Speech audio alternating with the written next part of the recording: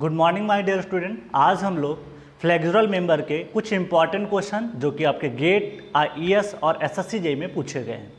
अभी तक हमने थ्योरी पार्ट डिस्कस किया। अब हम लोग ऑब्जेक्टिव क्वेश्चन पहले डील करेंगे, उसके बाद में हम लोग कन्वेंशनल क्वेश्चन भी बीम के डील करेंगे जो कि सिविल सर्विसेज में पूछे गए होंगे, आईईएस में पूछे गए हैं, उनके बारे में हम लोग यहाँ पे डील करेंगे।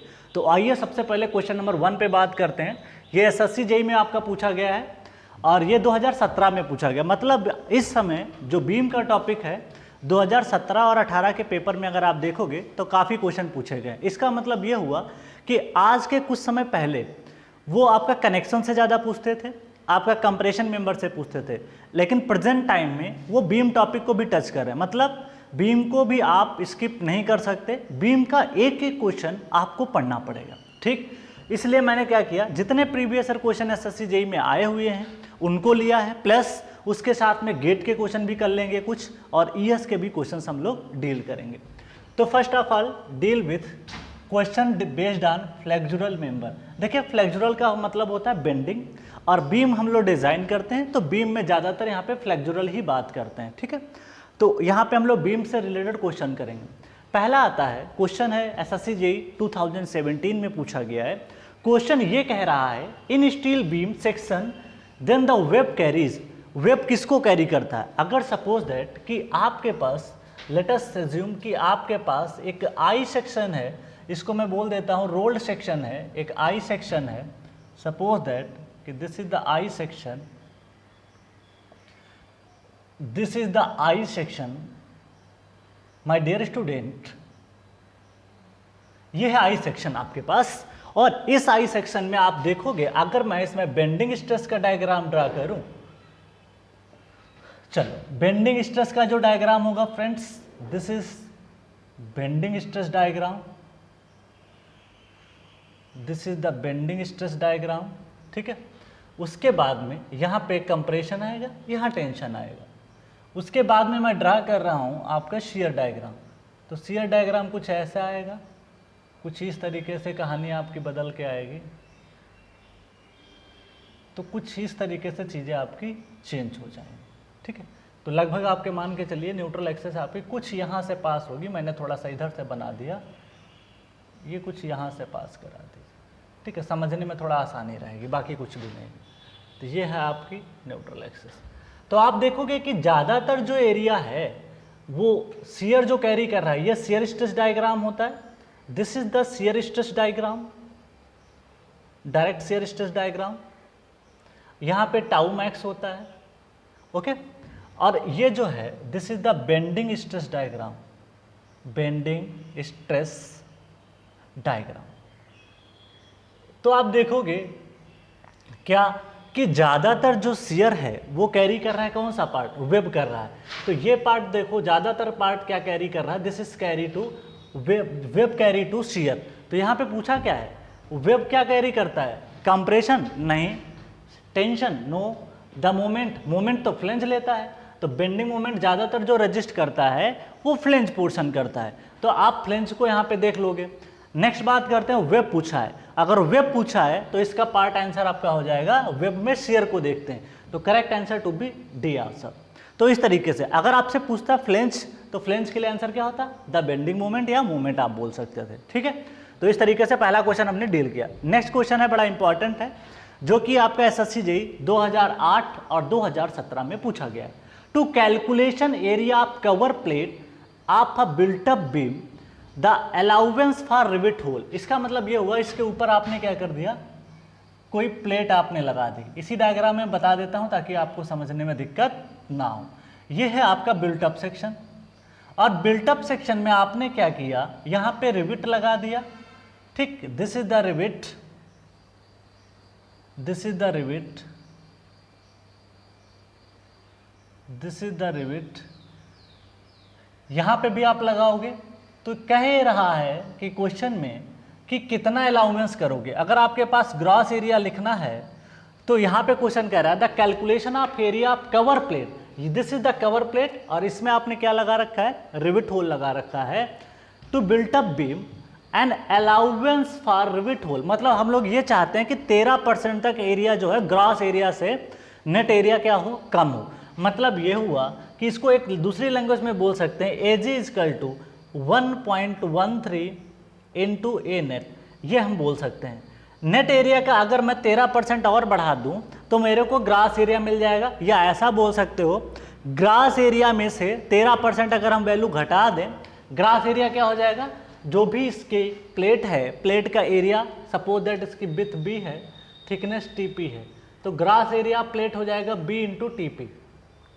ठीक, इसमें से अगर आप 13% वैल्यू घटा दो किसकी, जो भी बोल्ट और रिवेट लगे हुए हैं, तो वहां से जो बचा हुआ एरिया होगा वो नेट आपको मिल जाएगा। तो करेक्ट आंसर ये हो जाता है 13%। इसको मैंने थ्योरी क्लास में भी अच्छे से डील कर दिया था कि what is the area to be taken for allowance, and ध्यान रहे कि यहाँ पे आपको 13% अकॉर्डिंग टू कोडल प्रिविजन है, but in case of calculation, but in case of question solving we take the approximate 20% value, क्योंकि हम डिजाइन करते हैं, इस वजह से यहाँ पे वैल्यू को आप थोड़ा बढ़ा सकते हो। तो इसलिए हम कंसीडर ये करेंगे कि 20%, इस 13 की जगह पे हम लोग क्वेश्चन सॉल्व करते समय जैसे नेट एरिया आपने निकाल लिया उसको 20% बढ़ा के रखते हैं, बट हमारे क्वेश्चन में यहाँ इसका आंसर क्या हो जाएगा, दिस इज द 13%। ओके, चल नेक्स्ट क्वेश्चन पे मूव करते हैं। नेक्स्ट क्वेश्चन जो है आपका SSC JEE 2015 में पूछा गया है। अब ये 2015 में अगर पूछा गया है SSC JEE में, the steel beam of light plain, ध्यान दीजिए यहाँ पे, the steel beam of light plain, light plain की बात कर रहा है, plain cement concrete, plain cement concrete है यहाँ पे, ध्यान दीजिएगा, यहाँ पे बात कर रहा है प्लेन सीमेंट कंक्रीट की बात कर रहा है। अब ये पूछा क्या है, इसमें क्या कंसीडर करोगे, कंक्रीट जॉइस्ट रहेगा, फिलर जॉइस्ट रहेगा, तो इसने क्वेश्चन में ये पूछा था कि फिलर जॉइस्ट होगा या कंक्रीट जॉइस्ट होगा, तो इसको देखना है। अब इस चीज़ को हमने क्या है डील किया था पहले भी, the steel beam of light plain, तो हमने वहाँ पे जब पढ़ा था तो मैंने दिखाया था क्या कि इस तरीके से हमने बताया था कि जो फिलर बीम होती है कुछ इस तरीके से क्रॉस सेक्शन आता है, ये स्टील रहती है, दिस इज द स्टील, ये स्टील रहती है बीम, ये आई सेक्शन है एक तरीके का, और इसके बीच में आपका कंक्रीट फिलर रहता है, this is the concrete, simply supported beam, this is the simply supported beam. ठीक है, तो बीच में ये जो भरा जाता है इसको बोलते हैं plane cement concrete, plain cement concrete. तो इसको क्या बोलते हैं फ्रेंड्स, इसको बोलते हैं फिलर जॉइस्ट, इसको बोलते हैं फिलर जॉइस्ट। तो ये फिलर है, this is filler joist, filler joist, joist होता है, जॉइस्ट का मैंने मतलब बताया था, कड़ी हिंदी में बोलते हैं, कड़ी, कड़ी का मतलब होता है एक तरीके की सेकेंडरी बीम। तो जो फिलर जॉइस्ट होता है इसको हम लोग बोलते हैं secondary beam, this is called secondary, this is called secondary beam. कैसे समझोगे सेकेंडरी बीम को, ऐसे समझ लो कि जैसे सपोज दैट कि आपको यहाँ पे अगर समझना है ऐसे समझो, ये मान लेते हैं नीचे की बीम मान लो, suppose that this the main beam, ये मान लेते हैं मेन बीम है, ठीक, चलो ये मेन बीम हो गई, और ऊपर से आपने क्या किया कुछ और बीमें रख दी जो कि सेकेंडरी बोली जाती हैं। ये एक तरीके का आई सेक्शन है, जैसे आई सेक्शन आप एज्यूम कर सकते हो, आप वैसे एज्यूम कर लीजिए। तो हम क्या कर रहे हैं, जैसे हमारे पास ये नीचे वाले एक मेन बीम है जिसको मेन बीम बोलते हैं, और ऊपर से ये जो पेन रख रहा हूँ और जो ये मार्कर रख रहा हूँ कुछ ऐसा ही दिखाई पड़ता है सेकेंडरी बीम, इन्हीं को हम बोलते हैं जॉइस्ट। अब ये जॉइस्ट आपने ऊपर रख दिया, ध्यान से सुनिएगा, इस तरीके से आपको जॉइस्ट दिखाई पड़ेगी, और इस जॉइस्ट के बीच में आप क्या कर रहे हो कंक्रीट फिल कर रहे हो, जो खाली जगह है ना ये बीच वाली, इसमें आप क्या कर रहे हो कंक्रीट भर रहे हो। तो हो क्या रहा है, इसका मतलब ये फिलर जॉइस्ट आपका ये पार्ट हो जाएगा। अगर हम बात करें तो फिलर जॉइस्ट आपका हो जाएगा दिस इज। तो इस तरीके से हम इसको चीज़ों को बनाते हैं। अब ये रखा जाता है आपका, ये सामने से ऐसा दिखाई पड़ रहा है, लेकिन अगर टॉप से देखते तो कुछ ऐसा दिखाई पड़ेगा, ऐसे इस तरीके से रखोगे, इस तरीके से आप, ठीक है, तो इस तरीके से आप इसको दिखा सकते हो। ओके, ये मेन बीम हो गई, इसको बना दो, ऊपर से सेकेंडरी बीम में लगा। तो प्रैक्टिकली गांव में देखना कच्चे मकान जो बनते थे वहाँ पे जॉइस्ट का यूज करते थे, जिसको आप लकड़ी की कड़ी बोलते थे, क्या बोलते थे, कड़ी बोलते थे, तो वो अक्सर यूज होती थी। ठीक, तो ये होती है आपकी फिलर जॉइस्ट। तो ये क्वेश्चन आपका SSC JEE में पूछा गया है, जो कि 2015 में पूछा गया। चल नेक्स्ट बात करते हैं क्वेश्चन नंबर 4 पे, और ये क्वेश्चन क्या कह रहा है, ये SSC JEE 2016 में पूछा गया है। The problem of lateral buckling can arise. Lateral buckling, अभी लैटरल क्या होता है अभी समझाता हूं। The problem of lateral buckling arise only in those steel beams which have, पहला क्या कह रहा है, moment of inertia about the bending axis larger than the other. Next part बोल रहा है the moment of inertia about the bending axis smaller than the other. Next बोल रहा है फुल्ली सपोर्टेड कंप्रेशन फ्लेंज। अब देखो तीनों चीज़ों को अगर मुझे समझना है तो उसके लिए ज़रूरी ये हो जाता है कि आपको डायग्राम क्लैरिटी होनी चाहिए।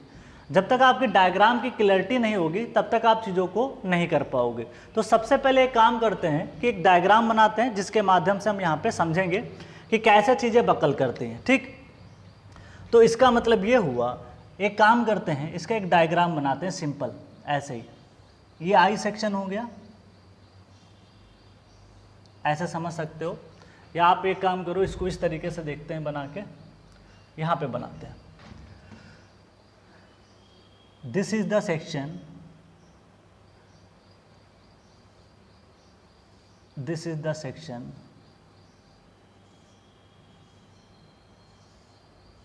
दिस इज द सेक्शन, कुछ ऐसा बनाया गया। ठीक है, 3D डायग्राम में मैंने इसको दिखा दिया। ठीक, चल अब देखो यहाँ पे क्या हो रहा है, इसी चीज़ को मैं यहाँ पे समझाना चाहता हूँ। आप इधर भी ऐसे बना सकते हो इसी चीज़ को, ऐसे आ करके, तो कोई दिक्कत नहीं रहेगी। इसको ऐसे करके आप बना लो, समझने के लिए बस समझना है आपको। ये चीज़ है, कुछ इस तरीके का सेक्शन आपको दिखाई पड़ेगा। ठीक है, चल अब बात करते हैं यहाँ पे क्या बोला है, ऑप्शन पढ़ते हैं। The moment of inertia about the bending axis is larger than other.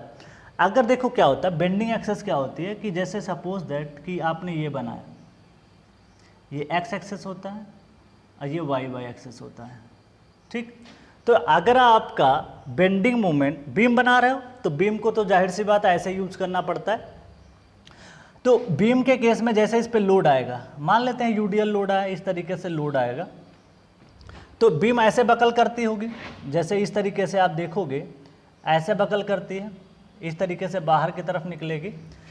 अब इसने क्या कहा है कि बीम को किस तरीके से कराएगा, lateral buckling can arise only. Lateral buckling कब हो सकती है, देखो ऐसे आप हो, लेटरल का मतलब होता है एक तो पहली बात तो जैसे कोई एक्सिस है उसके परपेंडिकुलर डायरेक्शन को हम लोग लेटरल बोलते हैं। तो सपोज दैट कि बीम जो है, बीम की कोई एक्सिस होगी, मान लेते हैं कि इसकी जो एक्सिस है ये है। ठीक है, तो इस एक्सिस के परपेंडिकुलर जो बकलिंग होगी, बीम की एक्सिस मान लेते हैं this is the x axis या जेड जेड एक्सिस बोल सकते हैं। ये बीम है, जब बीम पे लोड आएगा तो एक तो बीम ऐसे बेंड कर सकती है, ऐसे करके, ध्यान दीजिएगा इस तरीके से बेंडिंग हो सकती है। मैं इसको वायर के थ्रू समझाता हूँ आपको, अभी आप समझ जाओगे आसानी से कैसे कहानी हो रही चेंज। मैं इन चीज़ों को समझा सकता हूँ आसानी से डायग्राम के थ्रू, ऐसे समझो। चलो अब बात करते हैं यहाँ पे हम जो चीज़ें समझना है, जैसे मान लो कि कुछ एक तो ऐसे बेंड होगी बीम, अगर इसके ऊपर लोड आता है, ये सिंपली सपोर्टेड बीम है, लोड लगाओगे तो कुछ ऐसे बेंडिंग हो जाएगी इसकी। चल अब देखो क्या हो रहा है, यही बीम थी तो इसकी बकलिंग जैसे आपका ये ऐसे अगर इस प्लेन में आएगी, इस तरीके से बाहर की तरफ निकलेगी। जैसे यही बीम थी, अगर इस बीम को मैं कह दूं एक तो ऐसे बेंडिंग हो सकती है, एक बेंडिंग ऐसे हो सकती थी। कैसे, ऐसे बाहर की तरफ। This is called lateral buckling. ये क्या होती है, लेटरल बकलिंग। एक तो ऐसे थी, फिर से देख लो, एक बार ये तो ऐसे हो सकती है, दूसरी बार कैसे होगी, थोड़ा बाहर की तरफ, आपकी तरफ आएगी। इसको बोलते हैं लेटरल बकलिंग। क्या बोलते हैं, लेटरल बकलिंग। तो एक तो बीम ऐसे बकल हो सकती थी, दूसरा होता है लेटरल बकलिंग। तो लेटरल का मतलब ये होता है कि अगर आपका moment of inertia moment of inertia about the bending axis is smaller than the other. Bending axis कौन सी आपकी होगी, that is called x axis. अगर इसके अबाउट आपका मोमेंट ऑफ इनर्शिया कम होता है तभी ये चीजें होती है, क्योंकि जिस एक्सिस के अबाउट आपका मोमेंट ऑफ इनर्शिया कम होगा, बकलिंग उसी के चांसेस थोड़ा सा ज्यादा हो जाते हैं, उसी एक्सिस के अबाउट। जिस एक्सेस के अबाउट आप कमजोर होगे, जाहिर सी बात है उधर ही बकल करोगे। इसका मतलब ये हुआ कि जिस एक्सेस के अबाउट यहाँ पे लिखा गया है the moment of inertia about the bending axis is smaller than the other, तो यहाँ पे बेंडिंग एक्सेस के अबाउट आपका अगर मोमेंट ऑफ इनर्शिया कम है तो यहाँ पे आप क्या हो सकता है इसका लेटरल बकलिंग। तो बीम कैसे हो जाएगी, कुछ बाहर की तरफ ये बकल कर जाएगी। तो ये है आपका करेक्ट आंसर क्या हो जाता है, that is B.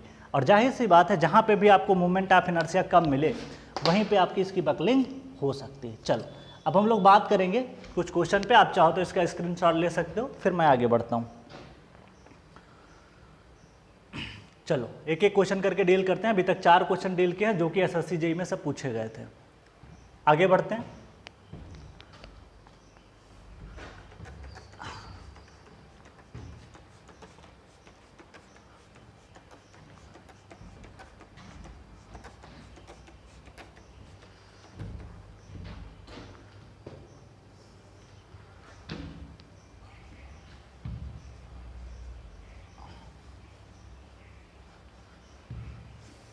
Next question पे मूव करते हैं, क्वेश्चन नंबर 5 पे एक एक क्वेश्चन करके डील करेंगे। अब ये बीम खत्म करेंगे, फिर हम लोग क्या कहते हैं, एक टॉपिक है हमारा प्लेट गर्डर और गैंट्री गर्डर, और क्या कहते हैं उसके अलावा हम लोग पढ़ेंगे प्लास्टिक एनालिसिस। तो अब लगभग स्टील का सिलेबस आपका 80% तो ख़त्म ही हो चुका है, बस 20% बचा है, वो भी मैं 3-4 दिन में कंप्लीट कर दूंगा।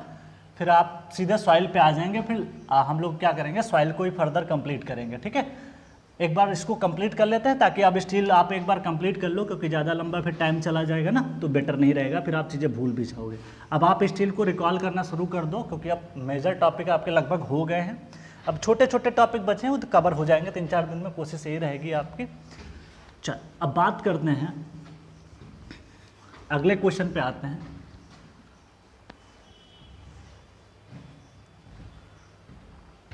चलो आगे बात करते हैं। नेक्स्ट बात करने वाले हैं क्वेश्चन नंबर, अभी तक हमने 4 क्वेश्चन डील किए, क्वेश्चन नंबर 5 पे आते हैं। चलो 2017 क्वेश्चन नंबर 5 एसएससी जेईई में ही पूछा गया। For cantilever beam, for a cantilever beam, cantilever beam है of length L, of length capital L, continuous at the support, continuous at the support,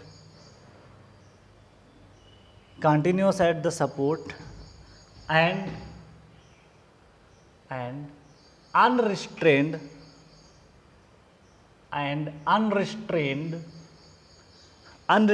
against torsion, against torsion. Torsion में क्या कर दिया, free छूट मिल गई कि भाई जो टॉर्शन में बकल हो जाओ। ठीक है, torsion at the support, at the support, at the support and at the end, and at the end, then effective length, then effective length that is L.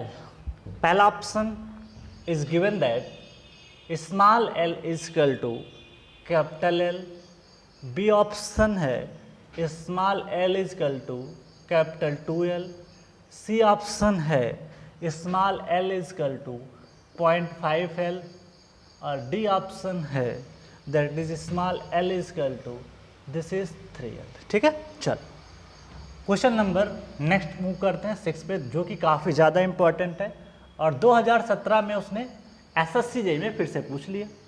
अब ये क्वेश्चन आईएएस में कई बार पूछा गया है, गेट में भी पूछा गया है, और आपकी किसी भी परीक्षा में वो पूछा जा सकता है जेईई लेवल पे। बड़ा अच्छा क्वेश्चन है और आप पहले से थ्योरी क्लास में इसको डील कर चुके हो। Web crippling,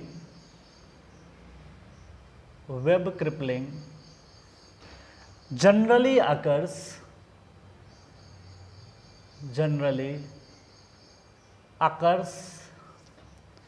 at the point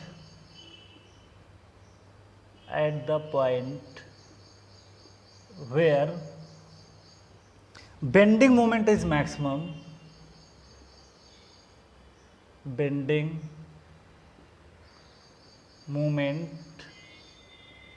is maximum, दूसरा point to be refer, second point कह रहा है the shear force is minimum, shear force is minimum, shear force is minimum. Third option to be concentrated load act, concentrated load is act, ठीक है। और D option कह रहा है deflection is maximum, deflection is maximum, ठीक है। चल question number 7 पे आते हैं। 7th नंबर क्वेश्चन जो है वो 2017 में पूछा गया। मतलब आप देख रहे हो कि बीम के टॉपिक 2017 में कई बार पूछा गया, मतलब हर सेट में जो हर मीटिंग में पेपर हुआ लगभग बीम पूछा गया। इसका मतलब ये है कि एग्जामिनर आप बीम से भी क्वेश्चन पूछेगा। चल अब बात करते हैं ये क्या कह रहा है, the gross section, the gross section, the gross section of the web, of the web of a beam, of a beam is defined as, is defined as, कैसे डिफाइन किया गया? पहला a depth of beam, depth of beam, depth of beam multiplied by, multiplied by its, by its web thickness, web thickness। B option कह रहा है, इसको मैं यहीं पे लिख देता हूँ। बी ऑप्शन कह रहा है width of the flange, width of the flange, ठीक है, flange, width of the flange multiplied, multiplied by its web thickness, web thickness। चलो नेक्स्ट ऑप्शन सी ऑप्शन क्या कह रहा है, सारी कहानी अच्छे से पढ़ना होता है एग्जाम में, जल्दबाजी में कोई क्वेश्चन नहीं लगा सकते। Sum of the flange width, sum of the flange, sum of the flange with and depth of beam, and depth of beam, depth of beam, depth of beam multiplied by, multiplied by, multiplied by the web thickness। चल D option है none of the above, none of these, ठीक है। चल अब हम लोग next question पे move करते हैं जो कि पूछा गया है क्वेश्चन नंबर 8 2017। आप देख सकते हो बीम में लगभग क्वेश्चन 2017 में ही पूछे गए। Enrolled steel beam, enrolled steel beam, enrolled steel beam of comma shear force, shear force is mostly resisted by, mostly resisted by, resisted by, पहला है ए वेब ओनली। बड़ा अच्छा क्वेश्चन है, पहले भी इसको डील कर चुके हैं। क्वेश्चन नंबर जो 1 मैंने लिखा था सेम है ये, फ्लेंज ओनली, लेकिन थोड़ा चेंज करके दिया। पहले क्या पूछा था, वेब को किसके लिए डिजाइन करते हैं, आपकी क्या पूछा है, shear force is mostly registered by. दोनों बातें लगभग सेम थी, थोड़ा चेंज किया है। flange only, or C option say that this is the web and flange only, web and flange together, ठीक है। और डी ऑप्शन कह रहा है none of these, none of. चलो एक एक करके डील करते हैं। ये सारे SSC में पूछे गए, देखो 2017 2017 2017, मतलब काफ़ी बार ये पूछे जा चुके हैं, ठीक है। चल अब क्या कह रहा है, पहला क्वेश्चन डील करते हैं। पहले अच्छे से पढ़ते हैं, क्योंकि ये सारे क्वेश्चन ऐसे होते हैं जो बहुत कम लोग कर पाते हैं। ये सब छोड़ के लोग चले आते हैं, सोचते हैं कि बीम क्यों पढ़ना। ज़्यादा से ज़्यादा लोग पढ़ते हैं कंप्रेशन मेंबर तक अच्छे से पढ़ा स्टील, उसके बाद का टॉपिक छोड़ देते हैं, कहते हैं कौन पढ़ेगा, इंपॉर्टेंट नहीं है। लेकिन ये इंपॉर्टेंट है। आप देख सकते हो मैं जो क्वेश्चन लिखा हूँ, आप घर पे भी आपके पास प्रीवियस ईयर क्वेश्चन होगा, आप क्वेश्चन को मैच करा लेना, क्या सर ऐसे ही करा रहे हैं कि ऐसे कुछ क्वेश्चन फालतू के इधर उधर से ले आए। आप देखोगे जो भी क्वेश्चन है मैं यहाँ पे पुटअप करके बताता हूँ। मैंने कोशिश ये की है कि स्टील का एक एक क्वेश्चन, जब से मैंने स्टील के लेक्चर पढ़ाना शुरू किया है, पहले तो मैं थ्योरी पढ़ाता हूँ, उसके बाद आपका कन्वेंशनल या ऑब्जेक्टिव कराता हूँ। तो आपने देखा होगा हर क्लास के बाद जब भी टॉपिक कंप्लीट हुआ मैंने क्वेश्चन जरूर कराए, और एक एक क्वेश्चन कराया। ऐसा नहीं, जब आप कभी प्रीवियस ईयर खोलते होगे तो आपने देखा होगा कि मैक्सिमम क्वेश्चन यहाँ पे तो डील ही हो जाते हैं। 99% क्वेश्चन मैं यहीं पे डील कर देता हूँ, 1-2% अब कहीं पे भी क्वेश्चन रह सकता है।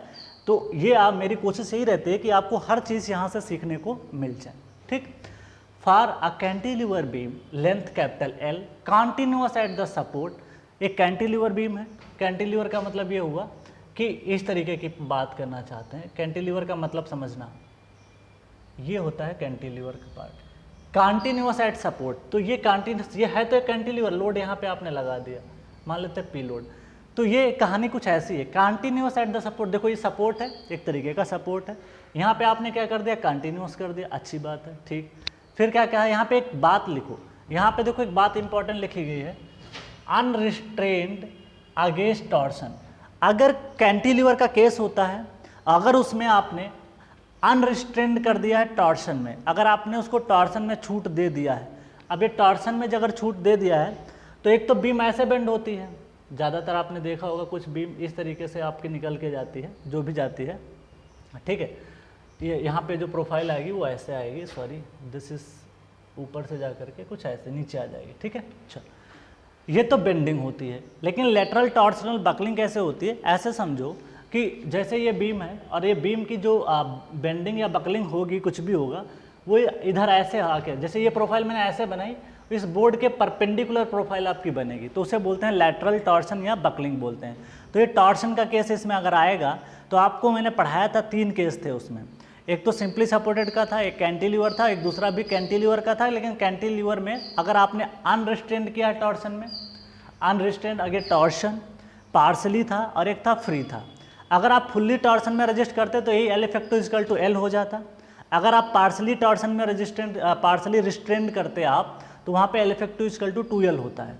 लेकिन अगर आपने उसको फुल्ली बोला है अनरिस्ट्रेंड अगेंस्ट द टॉर्सन, तो इस केस में लेंथ बहुत बढ़ के आती, क्योंकि आपने अनरिस्ट्रेंड कर दिया, उसको रोका ही नहीं कि आप जाइए आराम से बकल होइए, आप आराम से टॉर्सन में बकल हो जाइए, कोई दिक्कत नहीं है। इसका मतलब कि इस केस में लेंथ बहुत बढ़ के आएगी और सबसे मैक्सिमम वैल्यू इसमें आपकी होती है small l equal to 3L। तो इस केस में आपकी L equal to capital 3L answer correct होगा। तो इसको मैंने क्लास में अच्छे से डील किया था, क्यों ऐसा कंसीडर करते हैं मैंने आपको रीजन भी बताया। अगर यहाँ पे पार्सली टर्म कर देता तो फ्रेंड्स इसका आंसर हो जाता है L इक्वल टू 2L। अगर वो कह देता इसको फुल्ली टॉर्सन में रिस्ट्रेंड किया गया है एट द सपोर्ट, तो इस केस में आप L equal to capital L लगाते। तो तीनों केस मैंने आपको समझा दिया। अगर आप अच्छे से दिमाग में चीज़ों को एज्यूम कर लेते हो या अच्छे से उसको बिठा लेते हो तो फिर आप एग्जाम में क्वेश्चन करके चले आओगे। एक ही बात ध्यान देना, पार्शली है कि फुल्ली है, क्या है, उस चीज़ को याद रखिए, क्वेश्चन आपका निकल जाएगा। ओके, चलो अब हम लोग यहाँ पे बात करते हैं। तो हमारा एक आंसर हो गया D, web crippling generally occurs at the point where. अब ये वेब क्रिपलिंग कहाँ पे अकर करता है? देखिए फ्रेंड्स, सपोज दैट कि आपके पास ये है, मान लेते हैं कुछ देर के लिए आपके पास, सपोज दैट कि this is the I section, let us assume ये है, ठीक। चलो, इस पे आपने कोई एक लोड लगा दिया, this is the point load P। तो अगर यहाँ पे बकलिंग अकर होती है पॉइंट लोड की वजह से, ऐसा कुछ अगर अकर होता है, this is called web crippling और वेब क्रिम्पलिंग। इसको क्या बोलते हैं? वेब। अब ये तभी अकर होता है, और ज़्यादातर ये अकर जहाँ पे होता है, जो वेब और फ्लेंज का जंक्शन पॉइंट होता है, जहाँ पे दोनों ज्वाइंट होते हैं, वहाँ पे एक्चुअली स्ट्रेस का कंसंट्रेशन हो जाता है। अब ये स्ट्रेस का कंसंट्रेशन क्या होता है कि यहाँ पे एक्चुअली क्या होता है, स्ट्रेस का कंसंट्रेशन इसलिए होता है, आप देखोगे कि यहाँ पे एरिया कहीं कम और ज़्यादा होने लगता है, इस वजह से यहाँ पे स्ट्रेस कंसंट्रेशन होता है, क्योंकि ये ज्वाइंट पॉइंट होता है और ज्वाइंट पॉइंट पे हमेशा स्ट्रेस का क्या रहता है? कंसंट्रेशन। इस वजह से यहाँ पे जब स्ट्रेस का कंसंट्रेशन हो जाता है और दूसरी बात पॉइंट लोड लगेगा, तभी जाकर के बकलिंग होती है। तो वेब क्रिपलिंग बोल दो या उसको वेब क्रिम्पलिंग बोल दो, दोनों बातें सेम होती है। ये तभी अकर करता है जब आपका कोई पॉइंट लोड उस पॉइंट पे एक्ट करता है। तो आप 4 ऑप्शन पढ़िए, बड़ा अच्छा क्वेश्चन था, और इस क्वेश्चन के आने के चांसेस बहुत ज़्यादा हैं। आपको फिर फर्दर किसी न किसी एग्जाम में ये फिर से आपको आंसर क्वेश्चन मिल जाएगा, ठीक है। तो web crippling generally occurs at the point where bending moment is maximum, नहीं, शियर फोर्स इज मिनिमम, ये कोई बात ही नहीं, concentrated load is act, deflection is maximum. तो कंसंट्रेटेड लोड इज एक्ट करता है, वहाँ पे ये चीज़ आपकी रहती है, ठीक है। आप चाहो तो इसका डायग्राम भी बेंडिंग का बनाते हैं, तो बेंडिंग तो यहाँ पे मैक्सिमम होती है, यहाँ थोड़ी बकलिंग होती है, बेंडिंग स्ट्रेसेस यहाँ पे ज़्यादा होती हैं, आप देख सकते हो कुछ डायग्राम इसका आप देखोगे तो बेंडिंग स्ट्रेस सबसे ज़्यादा टॉप मोस्ट फाइबर पे होती है ना, ये होता है सिग्मा मैक्स बेंडिंग स्ट्रेस, यहाँ पे सिग्मा क्या होता है? मैक्स होता है। शियर स्ट्रेस देखोगे सबसे ज़्यादा यहाँ पे होती है, अभी डायग्राम बना के बताया तो था आपको, कुछ इस तरीके से डायग्राम आपका बन के आता था, बार बार मैं बना देता हूँ, ये चीज़ 100 में आपकी पूछ ली जाएगी कि कैसे इस तरीके से चीज़ें आप बना रहे हो। ये चीज़ें 100 में पूछी जाती हैं कि सबसे ज़्यादा बताओ आई सेक्शन में मैक्सिमम शियर स्ट्रेस कहाँ कर होती है, तो मैक्सिमम शियर स्ट्रेस इसके CG पे आकर करती है, जहाँ पे आपका इसका न्यूट्रल एक्सेस निकल के आता है, ठीक है। अगर सिमेट्रिकल है तो न्यूट्रल एक्सेस और CG दोनों एक ही पॉइंट से पास करते हैं, तो ध्यान रहे। अब देख सकते हो इसमें कोई ऑप्शन नहीं था, देखो मैक्सिमम शियर स्ट्रेस यहाँ कर होती है, तो क्या मैक्सिमम यहाँ पे वेब क्रिपलिंग थोड़ी हो रही, क्रिपलिंग यहाँ पे होगी जहाँ पे पॉइंट लोड होगा। चलो, तो इसका आंसर तो आपको समझ में आ गया सी। क्वेश्चन नंबर 7 पे आइए, जो कि 2017 में पूछा गया। The gross section of the web, ध्यान दीजिएगा, the gross section of the web of beam is defined. तो ग्रॉस सेक्शन कौन सा हो जाएगा फ्रेंड्स? ये वाला ग्रॉस सेक्शन हो जाएगा, ये वाला एरिया जो मैं यहाँ पे सेट कर रहा हूँ। देखिए इसकी फ्रेंड्स थिकनेस आपको पता है, थिकनेस ऑफ जो इसकी होगी दिस इज TW, और जो डेप्थ होगी मान लेते हैं स्मॉल d डेप्थ है यहाँ से लेकर के यहाँ तक, ठीक है, मान लेते हैं स्मॉल d डेप्थ है, ये मैंने यहाँ पे बना दिया। चलो, ये है स्मॉल d डेप्थ, क्लियर। अब आपसे कहा गया ग्रॉस एरिया लिखिए। अगर रोल्ड सेक्शन होता था तो मैंने ग्रॉस एरिया लिखा था, जो शियर एरिया था या ग्रॉस एरिया था वो d इंटू क्या लिखोगे? TW।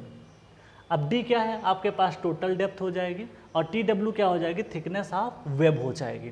तो आप देखोगे कि यहाँ पे क्या कह रहा है? The gross section of the web of beam, underline करो वेब, वेब का चाहिए तो depth of the beam multiplied by it's web thickness. तो किससे मल्टीप्लाई करोगे? वेब की थिकनेस से मल्टीप्लाई करोगे। नेक्स्ट ऑप्शन पढ़ देते हैं आपके लिए, विथ ऑफ द फ्लेंज। इसका मतलब ग्रॉस एरिया का ये लिखोगे कि this is the width of flange BF। ये तो नहीं लिख पाओगे क्योंकि आपका ज़्यादातर एरिया कहाँ लाई कर रहा है? इधर लाई कर रहा है, तो इसमें ग्रॉस एरिया लिखते समय D टोटल लेना पड़ेगा और TW आपको कंसीडर करना पड़ेगा। तो D इंटू TW अगर आप लिख दोगे तो यहाँ से चीज़ें निकल के ग्रॉस एरिया आ जाएगा, ठीक है। अगर आपसे कहता फ्लेंज एरिया निकालो तब आप लिखते BF इंटू TF, तो आप निकाल सकते थे, ठीक। फिर क्या कह रहा है? तो इसका करेक्ट आंसर तो A हो जाता है, लेकिन और चीज़ें पढ़ देते हैं। Sum of flange width, sum of flange width का मतलब हो गया ये विथ और ये विथ, तो इसको सम कर दीजिए, plus depth of beam multiplied by the web thickness. तो ये गलत है, क्योंकि अगर ये कहना, ये चारा थर्ड ऑप्शन ये कह रहा है कि इसका ग्रॉस एरिया ऐसे निकलेगा, sum of flange width BF plus D into TW, तो ये गलत हो जाएगा ना फिर तो, क्योंकि यहाँ पे जब एरिया ग्रॉस लोगे तो यहाँ पे BF और प्लस BF अगर करोगे तो यहाँ पे इसकी थिकनेस TF आनी चाहिए ना, और मल्टीप्लाई आप TW कर रहे हो तो फिर गलत हो जाएगा। तो इससे हम लोग नहीं निकालते हैं। तो करेक्ट आंसर क्या हो जाएगा? ज़्यादातर आपका डी यहाँ पे आ जाएगा टोटल, और TW से मल्टीप्लाई कर दोगे तो आपका ग्रास एरिया निकल जाए। तो ऐसे क्वेश्चन आपके एग्जाम में पूछ ले जाते हैं। और पहले भी आपको मैं बता चुका हूँ कि इन केस ऑफ रोल्ड सेक्शन तो आपको जो शियर एरिया कंसीडर किया जाता था वो हम लेते थे क्या थे, तो वो ओवरऑल डेप्थ आपके इस केस में ली जाती है। अभी करेंगे उस क्वेश्चन को भी। चलो, in rolled steel beam shear force is mostly resisted by, यहाँ पे जो शियर फोर्स है वो किसके द्वारा रजिस्ट किया जा रहा है। अब इस बात को तो मैं 5 बार बता चुका हूँ, फिर से अब देख लीजिए, ये जो पोर्शन है ये सबसे ज़्यादा शेयर कैरी कर रहा है। कौन कर रहा है? वेब पोर्शन जो है वो आपका शेयर कैरी कर रहा है। तो यहाँ पे आप देख सकते हो ओनली वेब आएगा जो सबसे मोस्टली क्या करेगा, आपका रजिस्ट करेगा क्या, शेयर को। तो आप देखोगे इसको कैसे पता किए, जब हम लोग सोम पढ़ते हैं तो सोम में इसकी प्रोफाइल को ड्रा करते हैं। फार्मूला क्या लगाते हैं, tau is equal to that is FA/y bar upon IB से हम लोग क्या करते हैं, इसको ड्रा करते हैं। ठीक है, तो इस तरीके से चीज़ों को हम लोग वहाँ पे कर पाते हैं। तो आप इस तरीके से देख सकते हो कि tau is equal to FA/y bar divide by IB। तो इस फार्मूले को यूज करके हम लोग इसको ड्रा करते हैं। जब कभी सोम पढ़ेंगे फ्रेंड्स तो हम अच्छे से इन चीज़ों को डील कर पाएंगे। ओके, चल, तो इस तरीके से आपने क्या देखा कि सारी चीज़ें आपने क्वेश्चन से यहाँ पे कर लिए। तो अब ये 4 क्वेश्चन हमने ये करा दिए, टोटल क्वेश्चन हो गए हमारे 8। आप इसको कॉपी कर लीजिए, फिर हम आगे बढ़ते हैं। ठीक है, पहले आप इसको कॉपी कर लीजिए, चाहो तो स्क्रीनशॉट आप इसका ले सकते हो, फिर मैं आगे बढ़ता हूँ। टोटल 18-20 क्वेश्चन करेंगे फ्रेंड्स आज। चल आगे बात करें, आगे बात करते हैं।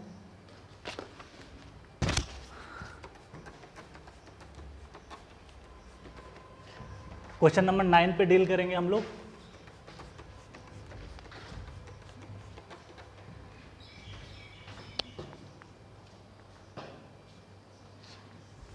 क्वेश्चन नंबर 9 पे हम लोग डील करने वाले हैं। टोटल 18 क्वेश्चन करेंगे लगभग, और कहीं ना कहीं ये सब क्वेश्चन एग्जाम में आपके पूछे गए।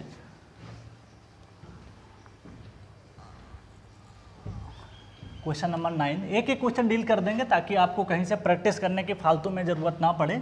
एक जगह एक ही प्लेटफॉर्म पे आपको सारी चीज़ें मिल जाएं, थ्योरी के साथ साथ आपके क्वेश्चन भी क्लियर हो जाएं। अब देखो, जो भी मैंने कोशिश ये किया है कि 99% के आपको आंसर में किसी प्रकार का डाउट ना लगे कि यार इसका A होगा B होगा। आप कोशिश करिएगा कि इसी को फॉलो करिएगा, कोई ऐसी बुक मत फॉलो करिएगा जिसमें आंसर गलत हो और आप उसके लिए परेशान हो। जो चीज़ मैंने क्लास में बता दी फ्रेंड्स, आप कोशिश करिएगा कि इसी को आंसर को करेक्ट मानिएगा। ज़्यादातर 99%, 1-2 बार मुझसे गलती हो सकती हो, तो ह्यूमन एरर रहती है, तो उसमें आप नहीं कह सकते कि कई बार गलतियाँ हो जाती हैं, बताते समय ध्यान न रहा हो। लेकिन मैंने कोशिश ये की है कि 90%, 99% के आपको आंसर करेक्ट ही मिले। ठीक है, 1% की गारंटी नहीं ले सकते क्योंकि वो ह्यूमन एरर हो सकती है, वो किसी से भी हो सकती है। ठीक है, तो इस चीज़ का थोड़ा सा आप ध्यान रखें।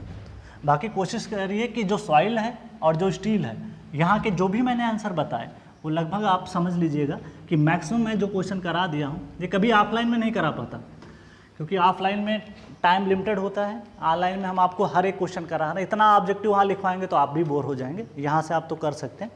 चलो क्वेश्चन नंबर हम लोग मूव करते हैं। अब तक हमने बात की यहाँ पे 8 नंबर क्वेश्चन हो गया।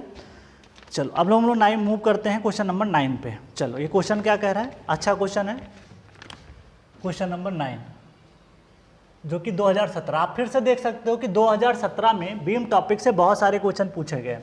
अब ये क्या है, इसको डील करते हैं। द इफेक्टिव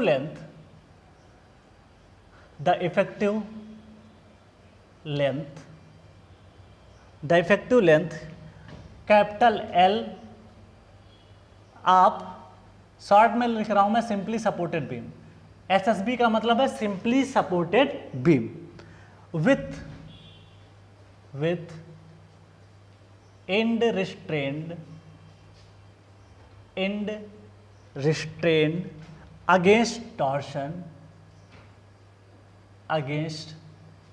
अब आप देख सकते हो अभी पिछला क्वेश्चन किया वहां पे इसके एंड को अनरिस्ट्रेन कर दिया था, आपकी के बार क्या बोला है, विथ एंड अगेंस्ट टॉर्शन, मतलब यहाँ पे रिस्ट्रेन किया गया है। तो दोनों बातें थोड़ा डिफर हो गई।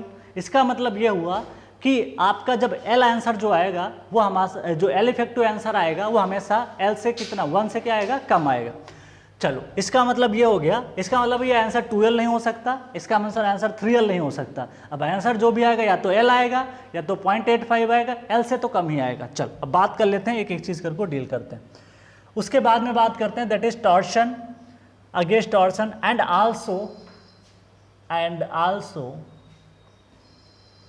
आल्सो आगे की बात करते हैं, एंड आल्सो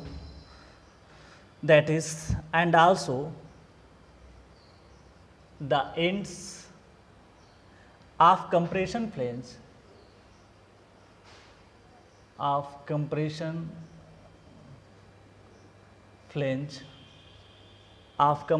flange partially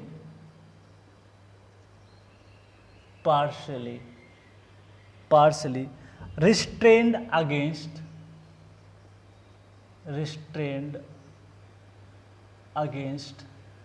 पहली बात तो यहाँ पे एक चीज ध्यान देना, सिंपली सपोर्टेड है, रिस्ट्रेन अगेंस्ट लैटरल बेंडिंग। अब ये लैटरल बेंडिंग क्या होती है, क्वेश्चन में करा चुका हूँ। What is lateral bending? Lateral bending is given by ठीक है, lateral bending.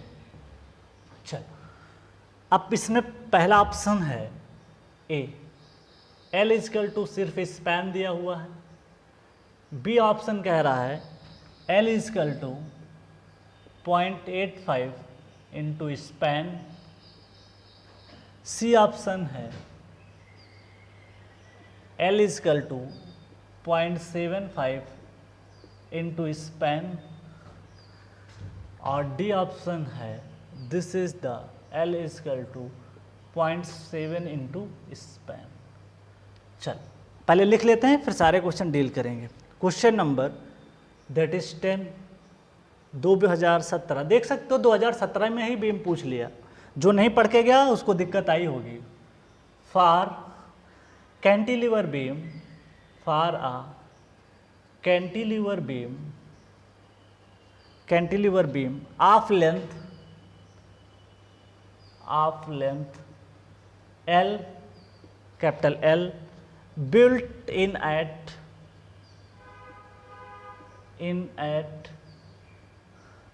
the support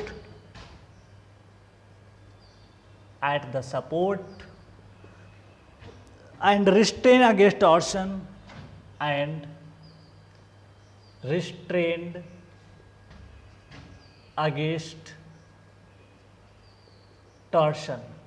torsion में इसको रोका गया है। अब आप देख सकते हो दोनों जगह इसको जो है टॉर्शन में रोका गया। जो पहला क्वेश्चन मैंने लिखा यहाँ पे इसमें भी टॉर्शन पे रोका गया और यहाँ पे भी क्या किया गया, टॉर्शन में रोका गया। इसका मतलब ये हुआ कि इसका आंसर आपका L से ज़्यादा बिल्कुल नहीं हो सकता। ठीक, आगे बढ़ते हैं।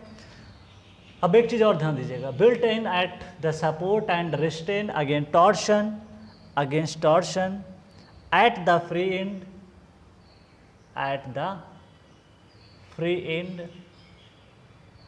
the effective projecting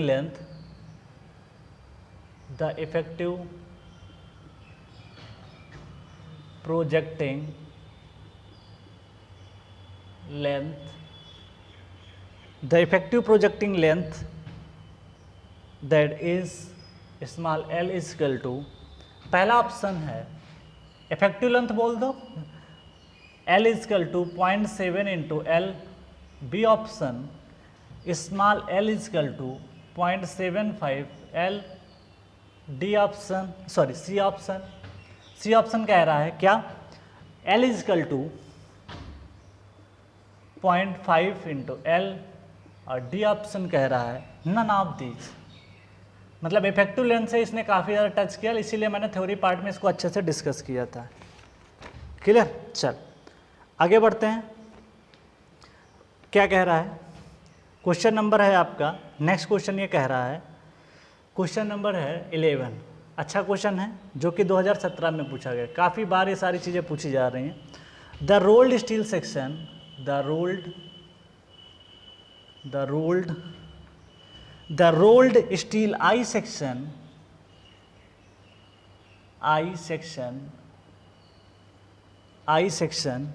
are most commonly ज़्यादातर यूज किया जाता है। क्यों, ऐसा क्या रीज़न है? यूज्ड एज बीम की तरह यूज किया जाता है, मतलब ज़्यादातर हम लोग इसको आई सेक्शन को ही क्यों प्रेफर करते हैं, ये पूछ रहा है, ठीक है। तो as a beam that can be as a beam because क्या कारण है? दीज प्रोवाइड, अब इस ऑप्शन दे रहा है, 2 ऑप्शन दिया है, दोनों को चूज करना है। पहला 1 है larger moment of inertia with less cross sectional area, ठीक है। दूसरा स्टेटमेंट है, वो कह रहा है ग्रेटर लैटरल स्टेबिलिटी,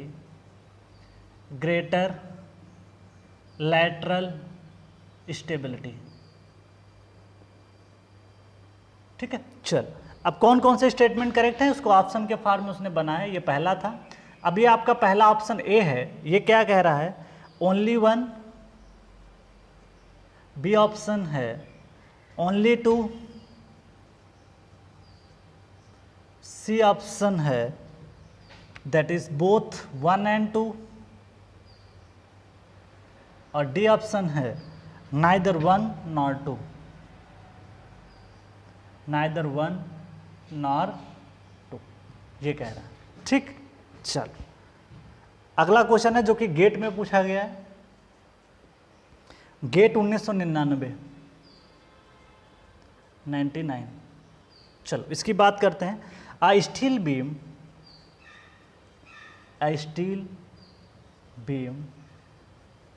ठीक है, A steel beam, चलो आगे बात करते हैं। एक स्टील बीम है, supporting loads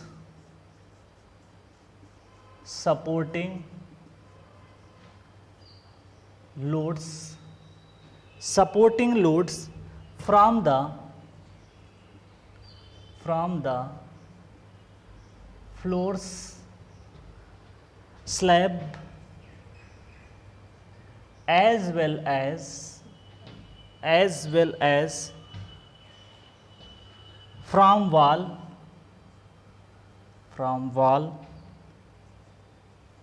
is termed as इस चीज़ को मैंने इसलिए थ्योरी पार्ट में पहले लेक्चर में आप जाओगे बीम में तो इस कहानी को मैंने डील किया है। पहला ऑप्शन है स्ट्रिंगर बीम, इसके बारे में बताया था। बी ऑप्शन कह रहा है लिंटल बीम,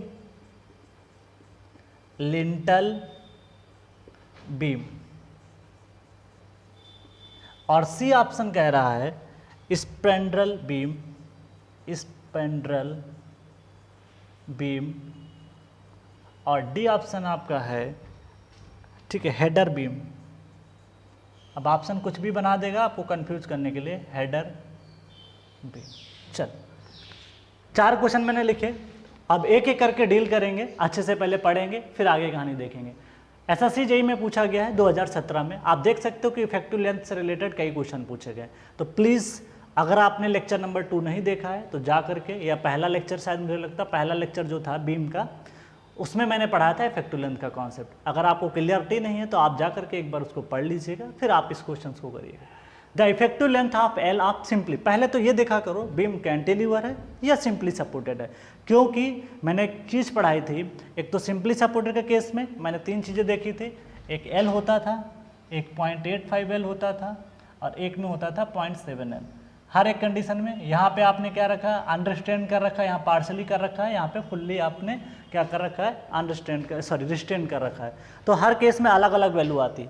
अब फ्रेंड्स यहाँ पे ध्यान देना, इसने क्या बोला है, the effective length of L simply supported with and restrain against torsion. जो उनके एंड हैं, जो बीम है, बीम के जो एंड होंगे, सपोर्ट है ना, इनको रोका गया है अगेंस्ट टॉर्सन, मतलब ये टॉर्क नहीं कर सकते, इनके अंदर टॉर्सन नहीं आ सकता। अब ये टॉर्सन कैसे आता है, देखो ये सपोर्ट है ना, जैसे मैं एक सपोर्ट हूँ, मेरे ऊपर कोई बीम है, अगर मैं ऐसे रहूँगा तो इस तरीके से एकदम सिंपली खड़ा हुआ हूँ, ठीक। लेकिन अगर मैं ऐसे घूम जाऊँ, कुछ ऐसे करके ऐसे घूम जाऊँ, तो या ऐसे घूम जाऊं ऐसे करके, तो दिस इज कॉल्ड टॉर्सन।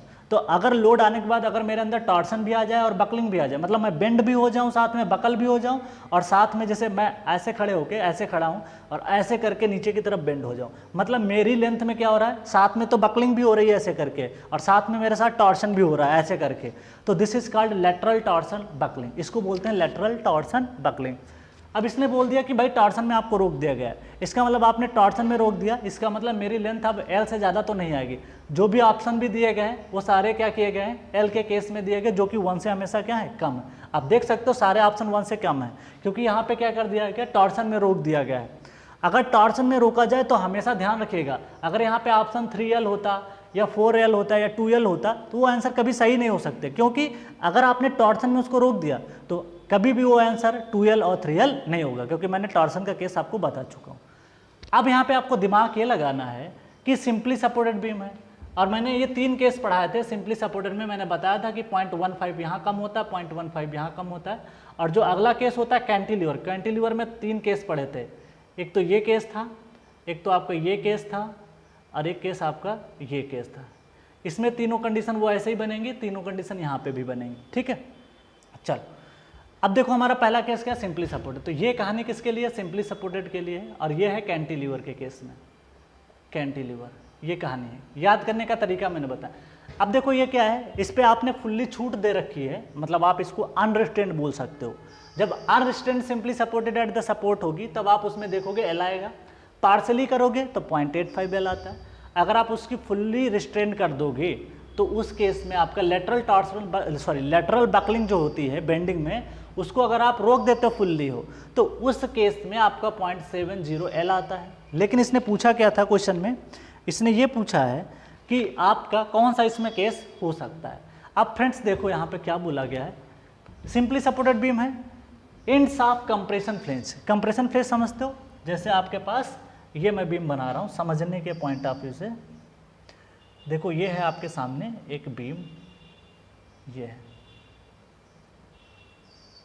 आपके पास कंप्रेशन फ्लेंज, कुछ इस तरीके से आपको दिखाई पड़ेगी। आपको बोला गया है कि एंड्स ऑफ कंप्रेशन फ्लेंज, ये है कंप्रेशन फ्लेंज के एंड्स छोर हो जाएंगे, इनको पार्सली रोका गया है। पार्सली कैसे रोकोगे, कुछ लगा दो आकर के सपोर्ट, कुछ ऐसा हल्का, जैसे हल्का मैंने सपोर्ट लगा दिया, बहुत थोड़ा सा सपोर्ट, कि भाई अब आपको इधर उधर नहीं जाना है कंप्रेशन फ्लेंज को, ठीक है। तो आप जब इसको रोकोगे फ्लेंज को, ये जो फ्लेंज पोर्शन है, ये पूरा फ्लेंज पोर्शन है ये वाला, इसको जब आप रोकोगे और पार्सली रोक रहे हो, पार्सली का मतलब है यार थोड़ा बहुत आपके अंदर बकलिंग इधर उधर हो सकती है, मतलब ऐसा नहीं आकर के आपने इसको फुल्ली रिस्ट्रेन कर दिया, आकर के फिक्स कर दिया एकदम कि भाई आप इधर उधर बिल्कुल नहीं जा सकते। अगर आपने थोड़ा छूट दिया होगा तो ये छोड़, जैसे ही लोड आएगा थोड़ा बहुत इधर उधर बकलिंग हल्का सा करा लेगा। जब हल्का सा बकलिंग होगा तो एल इफेक्टिव कभी भी यहाँ पे ध्यान रखिएगा, अगर पार्सली किए होगे तो आप ध्यान रखिए एल इजकल टू स्पैन तो कभी नहीं हो सकता। अगर ये पार्सली ना बोलता, ध्यान दीजिएगा, अगर इसको कह देता अनरिस्ट्रेंड है तो एल इजकल टू हो जाता है स्पैन के बराबर। अगर उसने पार्सली कर दिया है तो इसका आंसर क्या हो जाएगा, बी। अगर इसको मैं फुल्ली कर देता, ध्यान दीजिएगा, अगर मैं इसको कर देता फुल्ली, इसको कर देता रिस्ट्रेन, तो उसका आंसर आपका हो जाता 0.7 इंटू स्पैन। तो मैंने ये कहानी आपको सिंपली सपोर्टेड बीम के केस में बताई थी। अब आ जाओ कैंटिलीवर। अब देखो एक तो सिंपली सपोर्टेड था, अब कैंटिलीवर के बारे में थोड़ा डिफरेंट टाइप से सोचना। एक कैंटिलीवर बीम है, length capital L, built it at the support and restrain against torsion. देखिए टॉर्शन में इसको रोक दिया गया है, टॉर्शन में रोक दिया, इसका मतलब है कोई भी आंसर एल से ज़्यादा नहीं होगा। क्या सारे ऑप्शन में एल से कम है, यस, चलो अच्छी बात है। अगर मान लो यहाँ पे 3L ऑप्शन में होता नन ऑफ दिस की जगह पे, तो वो आंसर तो बिल्कुल नहीं हो सकता था, क्योंकि इसने क्या बोला है, रिस्ट्रेन्ड अगेंस्ट टॉर्शन।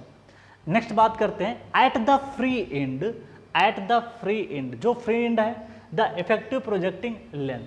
तो यहाँ पे ध्यान दीजिए कि आपको रोका गया है। अब यहाँ पे 3 केस आप पढ़ते हो, यहाँ पे इसने बताया है, पहला केस इसने ये बताया था, मैं एक बार चेक कर लेता हूँ सारे केसेस कौन कौन से हैं हमारे पास। हाँ, यहाँ पे पूरी कहानी एक बार देख लेते हैं। हाँ, रिस्ट्रेन अगेंस्ट टॉर्शन फुल्ली कर दिया गया, कैंटिलीवर बीम है। हाँ, तो हमने क्या क्या पढ़ा था, यहाँ पे 3 केसेस पढ़े थे, ठीक है। सॉरी, यहाँ पे 0.7 नहीं था, यहाँ पे 0.75 था, मैं ध्यान नहीं दिया, दिस इज द 0.7। चल, तो यहाँ पे कितना रहता है, 0.75 एल रहता है। ये तो है जब आप इसको अनरिस्ट्रेन कर रखोगे तब अनरिस्ट्रेन के केस में जो वैल्यू रहती है वो 0.85L रहती है। लेकिन अगर आप उसको रिस्ट्रेन करके रखोगे, इसने एक बात बताई नहीं यहाँ पे कि इसने पार्शली कर रखा है या कुछ भी रखा है, वो चीज़ इसको बतानी चाहिए था, क्योंकि उस हिसाब से तो कोई ऑप्शन मैच नहीं करेगा। तो आप देखोगे कि इसका करेक्ट आंसर जो आएगा वो आपका 0.75L आएगा। तो इसका करेक्ट आंसर हो जाता है 0.75L।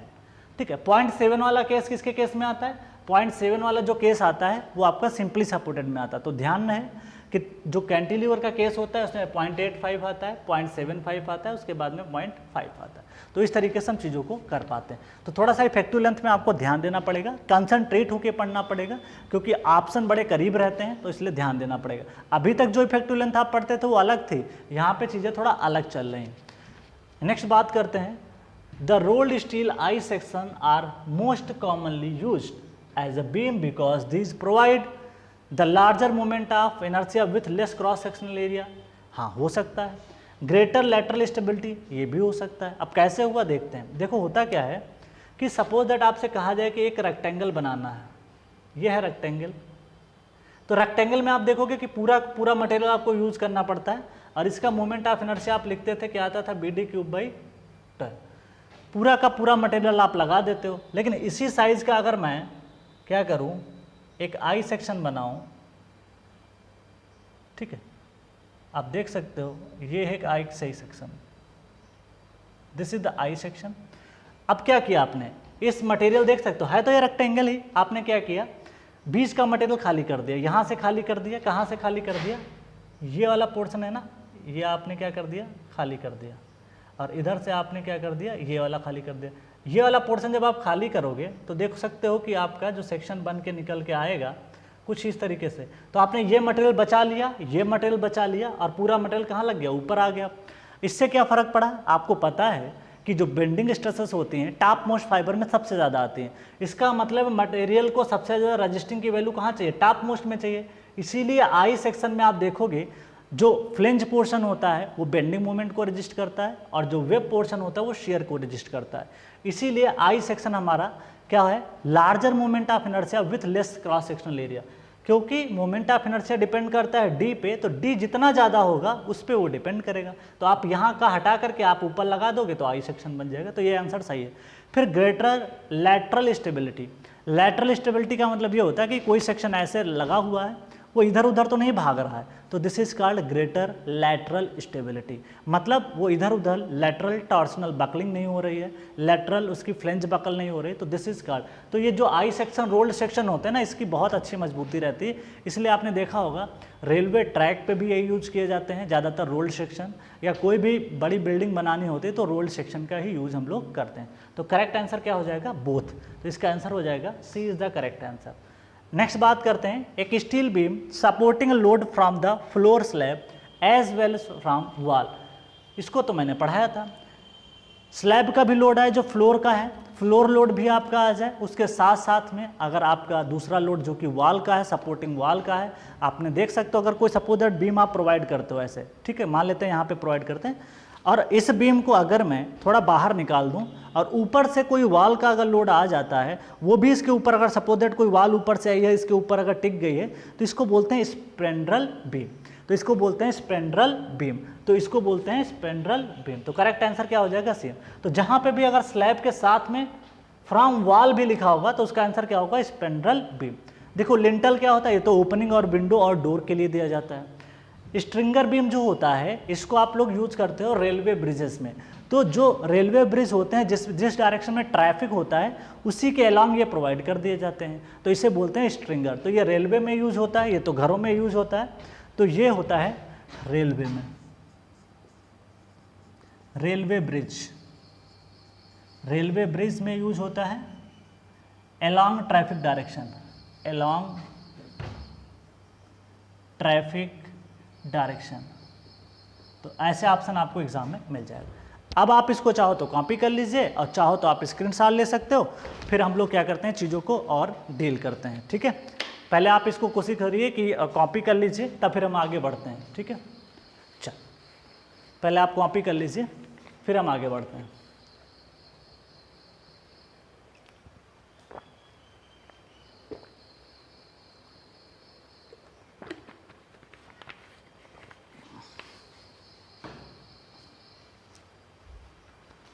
चलो आगे बढ़े, आगे बढ़ते हैं, कुछ और क्वेश्चन करते हैं। अब आपने कॉपी कर लिया होगा, अभी तक हम 12 क्वेश्चन कर पाए हैं, अभी 5-6 क्वेश्चन और करने हैं जो कि अच्छे अच्छे क्वेश्चन हैं, उनको डील करते हैं।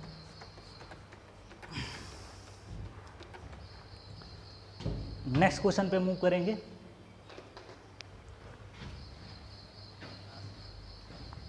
क्वेश्चन नंबर 13 पे मूव करेंगे, जो कि वो भी गेट में पूछा गया है। तो हम लोग गेट में ये टॉपिक ज़्यादा पूछा गया, ईएस में पूछा गया है, लेकिन अभी प्लेट गर्डर हमने नहीं पढ़ा है, इसलिए उसके क्वेश्चन कर नहीं रहे हैं। जब प्लेट गर्डर पढ़ लेंगे तो वहाँ पे गैंट्री गर्डर वगैरह भी है, तो उसको पढ़ेंगे तब आगे बढ़ेंगे। चल क्वेश्चन नंबर हम लोग मूव करते हैं 13 पे।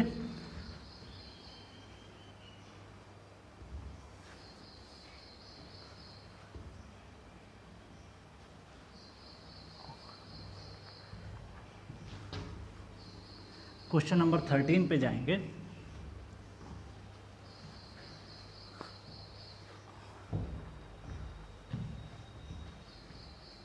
नेक्स्ट पॉइंट होगा आपका क्वेश्चन नंबर 13। तो आप देख सकते हो कि हर टॉपिक में मैंने देखो, कंप्रेशन मेंबर में मैंने कम से कम 55 ऑब्जेक्टिव क्वेश्चन डिस्कस किए थे, क्योंकि वो बड़ा टॉपिक था, और इसमें भी लगभग जितना पूछा गया होगा उतना हम सारा क्वेश्चन यहाँ पे आपके लिए डील कर देंगे। ठीक है, चल अब मूव करते हैं नेक्स्ट क्वेश्चन पे। क्वेश्चन नंबर आपका है 13। चल क्वेश्चन नंबर 13 क्या कह रहा है, अच्छा क्वेश्चन है, इसको डील करते हैं। अभी तक हमने यहाँ पे कर लिया। चलो, एक continuous pillar are supported by main steel beam, continuous pillar support connected to main beam by the mean of clean angle. फिर पूछा है correct statement, steel beam placed in a plain cement concrete are known as reinforcement, the filler joist are generally continuous over the 3 support only, continuous fillers are connected to main beam by mean of clean angle. फिर है continuous fillers are supported by main steel beam. चलो पहले next question करते हैं, दूसरा question, इसके बाद इस पे आते हैं। ठीक है, चलो क्वेश्चन पहले गेट का डील करते हैं, फिर आगे बढ़ते हैं। क्वेश्चन नंबर 13 अच्छे क्वेश्चन है सब, IES 1998 में ये पूछा गया है। पढ़ते हैं इसको पहले। इन the case of structural steel, in the case of structural steel section the minimum ratio of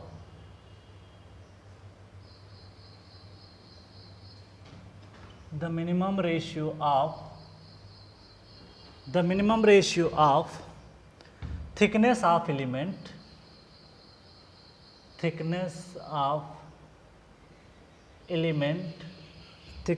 elements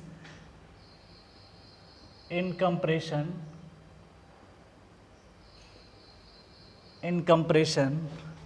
in the term of their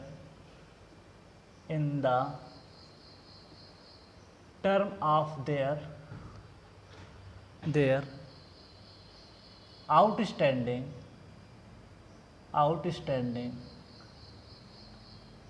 इसको बारे में मैंने क्लास में डील किया था। आउटस्टैंडिंग लेंथ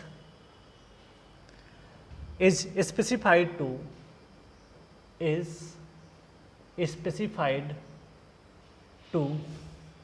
प्रिवेंट पहला है बेंडिंग फेल्योर, बी ऑप्शन कह रहा है शियर फेल्योर, सी ऑप्शन कह रहा है local buckling.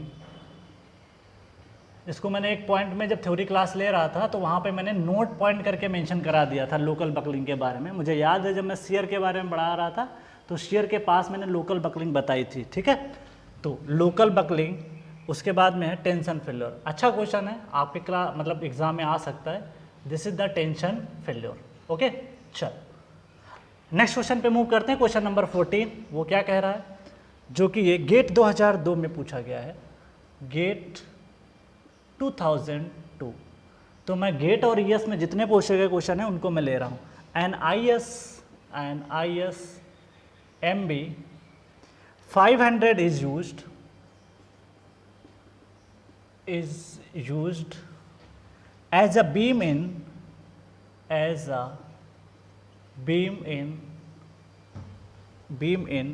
a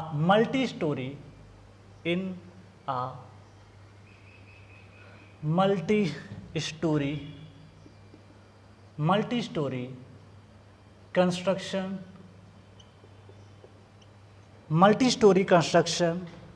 from the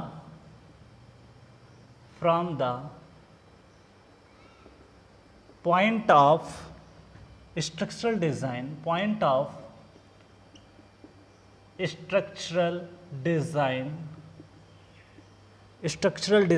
it can be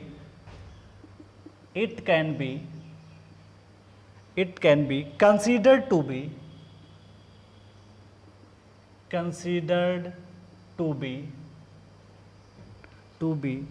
laterally restrained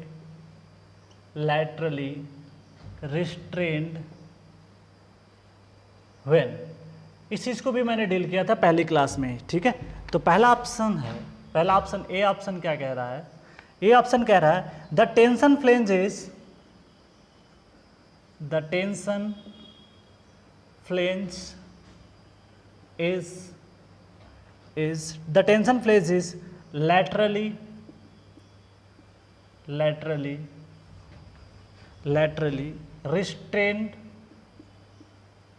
laterally restrained। B option कह रहा है द कंप्रेशन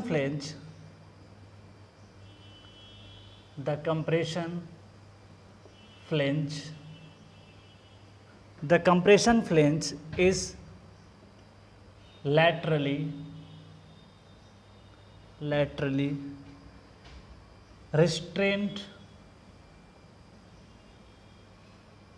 ठीक है। चल अब देखो सी ऑप्शन क्या कह रहा है? वो ये कह रहा है the web is adequately स्टीफेंड,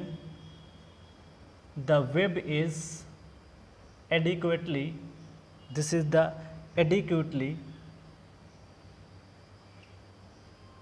adequately stiffened, ठीक है। और डी ऑप्शन कह रहा है both A and C,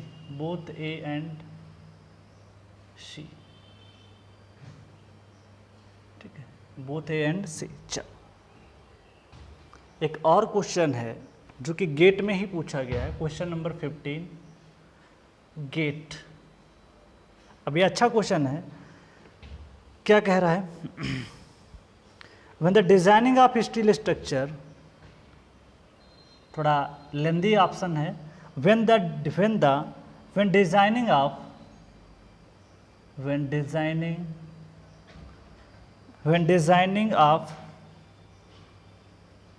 steel structure, one must ensure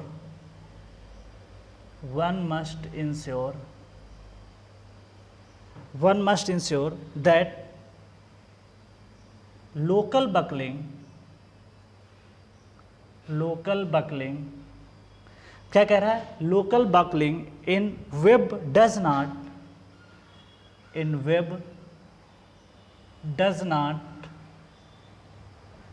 takes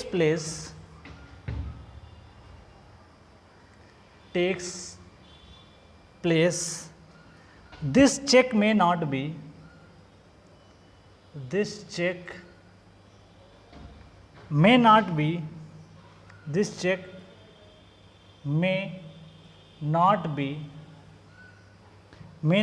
very critical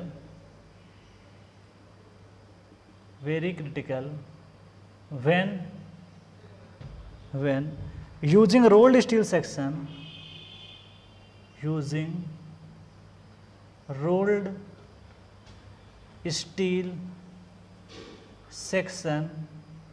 because क्या कारण ऐसा है उसके लिए थोड़ा सा देखना है, क्यों ऐसा होता है कि इसकी बकलिंग नहीं होती। When design of steel structure one must ensure that कि local buckling in web does not takes place this check may not be very critical when the using rolled steel section because, क्या ऐसा कारण है कि rolled steel section use करने से आपकी buckling नहीं हो रही लोकल? तो इसके ऑप्शन है, पहला ऑप्शन है क्या क्वालिटी कंट्रोल, पहला ऑप्शन बोला है क्या क्वालिटी कंट्रोल,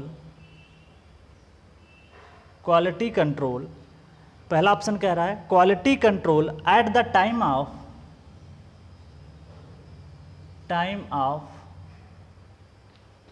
ऑफ मैन्युफैक्चर, बनाते समय manufacture of rolled section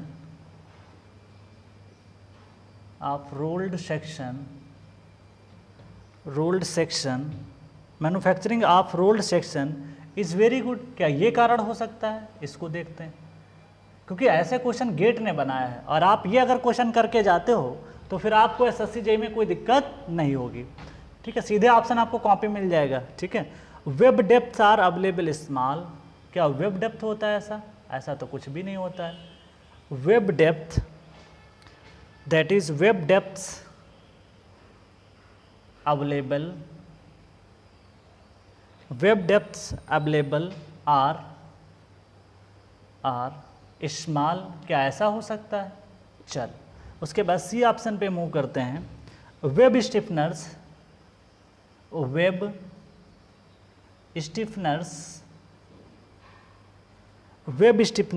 are in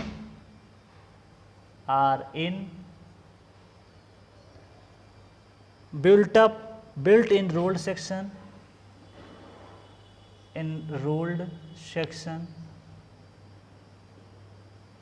चलो ये कहानी बता दिया, this is the rolled section. चलो डी ऑप्शन इसका क्या कह रहा है जो कि इंपॉर्टेंट है। डी ऑप्शन ये कह रहा है depth to thickness ratio, depth to thickness ratio of the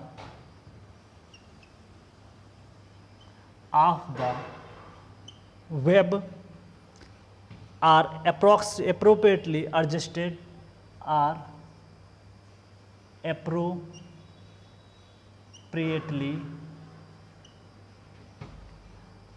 appropriately adjusted। चल एक एक करके डील करते हैं, हर एक क्वेश्चन को पढ़ते हैं। पहला क्या है जो कि आपका आईएएस में पूछा गया है। अब सारे अच्छे क्वेश्चन हैं, इनका जो लेवल है ना क्वेश्चन का अच्छा है, ये ईएस में भी रिपीट हो सकते हैं, ये गेट में भी रिपीट हो सकते हैं, तो अच्छे क्वेश्चन ये माने गए। पहला क्या है, in the case of structural steel section the minimum ratio of thickness to element in compression in the term of minimum ratio of thickness of elements in compression in the term of their outstanding length. इसका मतलब ये है कि यहाँ पे ये जो चाहिए इनको, जैसे मैंने आपको पढ़ाया था, फिर से मैं बना देता हूँ ताकि आपको कुछ इस तरीके से मैंने समझाया भी था आपको, इस तरीके से कहानी थी। क्लियर? थिकनेस ऑफ फ्लेंज थी, आउटस्टैंडिंग जो बिथ होती थी वो हर केस में अलग अलग होती थी। रोल्ड सेक्शन होता था तो रोल्ड सेक्शन के केस में हम लोग यहाँ से लेते थे, दिस इज द बी, तो this is called B divide by T F. देखिए ये रेशियो, अगर ये वेल्ड सेक्शन होता तो हम लोग यहाँ से लेते थे, अगर यहाँ बोल्ट लगा होता तो बोल्ट के सेंटर से इसके किनारे तक हम लोग लेते थे। तो ये ध्यान रखना है कि बी कितना लेते हैं, और इसके बारे में मैंने जब वहाँ पे पढ़ाया था तो सब कुछ बता दिया था कि विथ जो आउटस्टैंडिंग विथ होती है कि आपका रोल्ड सेक्शन होगा तो उसके सेंटर से लेते हैं, अगर आपका वेल्ड सेक्शन होता है तो इसके यहाँ से स्टार्ट करते हैं और एंड तक आते हैं। अगर आपका यहाँ पे कोई प्लेट और बिल्टअप सेक्शन होता है तो अगर उसका जो सपोज दैट कि यहाँ पे आपने प्लेट लगा रखी है कुछ इस तरीके से, तो अगर उसका केस होता तो इसके सेंटर से ये जो दूरी आती दिस इज कॉल्ड बी। तो रोल्ड सेक्शन के केस में ये आता है, अगर आपने यहाँ पे वेल्ड वगैरह कर रखा है तो ये आपकी जो डिस्टेंस होती थी। तो तीनों केस मैंने दिखा दिया। अगर वेल्ड है यहाँ पे दिस इज वेल्ड, अगर वेल्ड होगा तो आउट स्टैंड यहाँ से लोगे क्लियर से और यहाँ तक आओगे। रोल्ड सेक्शन होगा तो आप इसके सेंटर से यहाँ तक की डिस्टेंस लोगे। अगर बिल्टअप सेक्शन होगा तो इसके सीजी से लगा करके जहाँ पे बोल्ट रिबिट लगाया होगा और उसके आउट स्टैंडिंग तक आप लोगे। तो ये जो रेशियो है ना B/TF, ये डिसाइड करता है कि आपका ये रेशियो अगर ज़्यादा निकल के आता है, इसका मतलब ये हुआ कि आप ये जो बनाए हो सेक्शन ये लोकल में क्या कर सकता है, बकल कर सकता है। तो ये लोकली आपका बकल कर सकता है। तो आप देखो इसमें कौन सा बकलिंग का ऑप्शन है। क्या बेंडिंग फेलियर को रोकता है? नहीं रोकता है। क्या शियर फेलियर को रोकता है? नहीं रोकता है। Local buckling, yes local buckling को रोकता है, क्योंकि देखो कहीं भी आपका कभी भी विड्थ और थिकनेस का रेशियो पूछे, ज़्यादातर आंसर आपका क्या होगा, या तो आपका लोकल बकलिंग होगा या बकलिंग होगा। क्योंकि जो थिकनेस होती है किसी भी क्रॉस सेक्शन की, उस पर अगर कोई कंप्रेसिव लोड आ रहा होता है तो हमेशा उसके बकलिंग के चांस ज़्यादा रहते हैं। इसलिए ध्यान रहे कि कभी भी कोई दो चीज़ों का रेशियो पूछे थिकनेस के टर्म में, तो ध्यान रहे ज़्यादातर वो आपका बकलिंग का ही केस होता है। दूसरी बात यहाँ पे ध्यान दीजिएगा कि लोकल बकलिंग को दोनों साइड में जहाँ पे कंप्रेशन फ्लेंज होगी, ये तो मैंने बना दिया, ज़्यादातर जहाँ पे कंप्रेसिव लोड होता है, क्योंकि ये टेंशन हो जाएगा, इधर कंप्रेशन हो जाएगा अगर सिंपली सपोर्टेड है, तो आपकी जो बकलिंग है ना वो आपकी कंप्रेशन साइड ज़्यादा होती है। टेंशन में कोई बकलिंग ही नहीं होती, क्योंकि टेंशन में चीज़ें खिंचती हैं और कंप्रेशन में चीज़ें पड़ोस आने की कोशिश करती हैं। तो जैसे ये कोई चीज़ पड़ोस आएगी तो उसके बकलिंग के चांस ज़्यादा हो जाएंगे। इसलिए ध्यान रहे हमेशा कंप्रेशन फ्लेंज की इसी बात करते हैं। कभी टेंशन फ्लेंज का नाम नहीं सुने होगा, क्योंकि टेंशन में कभी बकलिंग ही नहीं होती है। चल फिर बात करते हैं नेक्स्ट।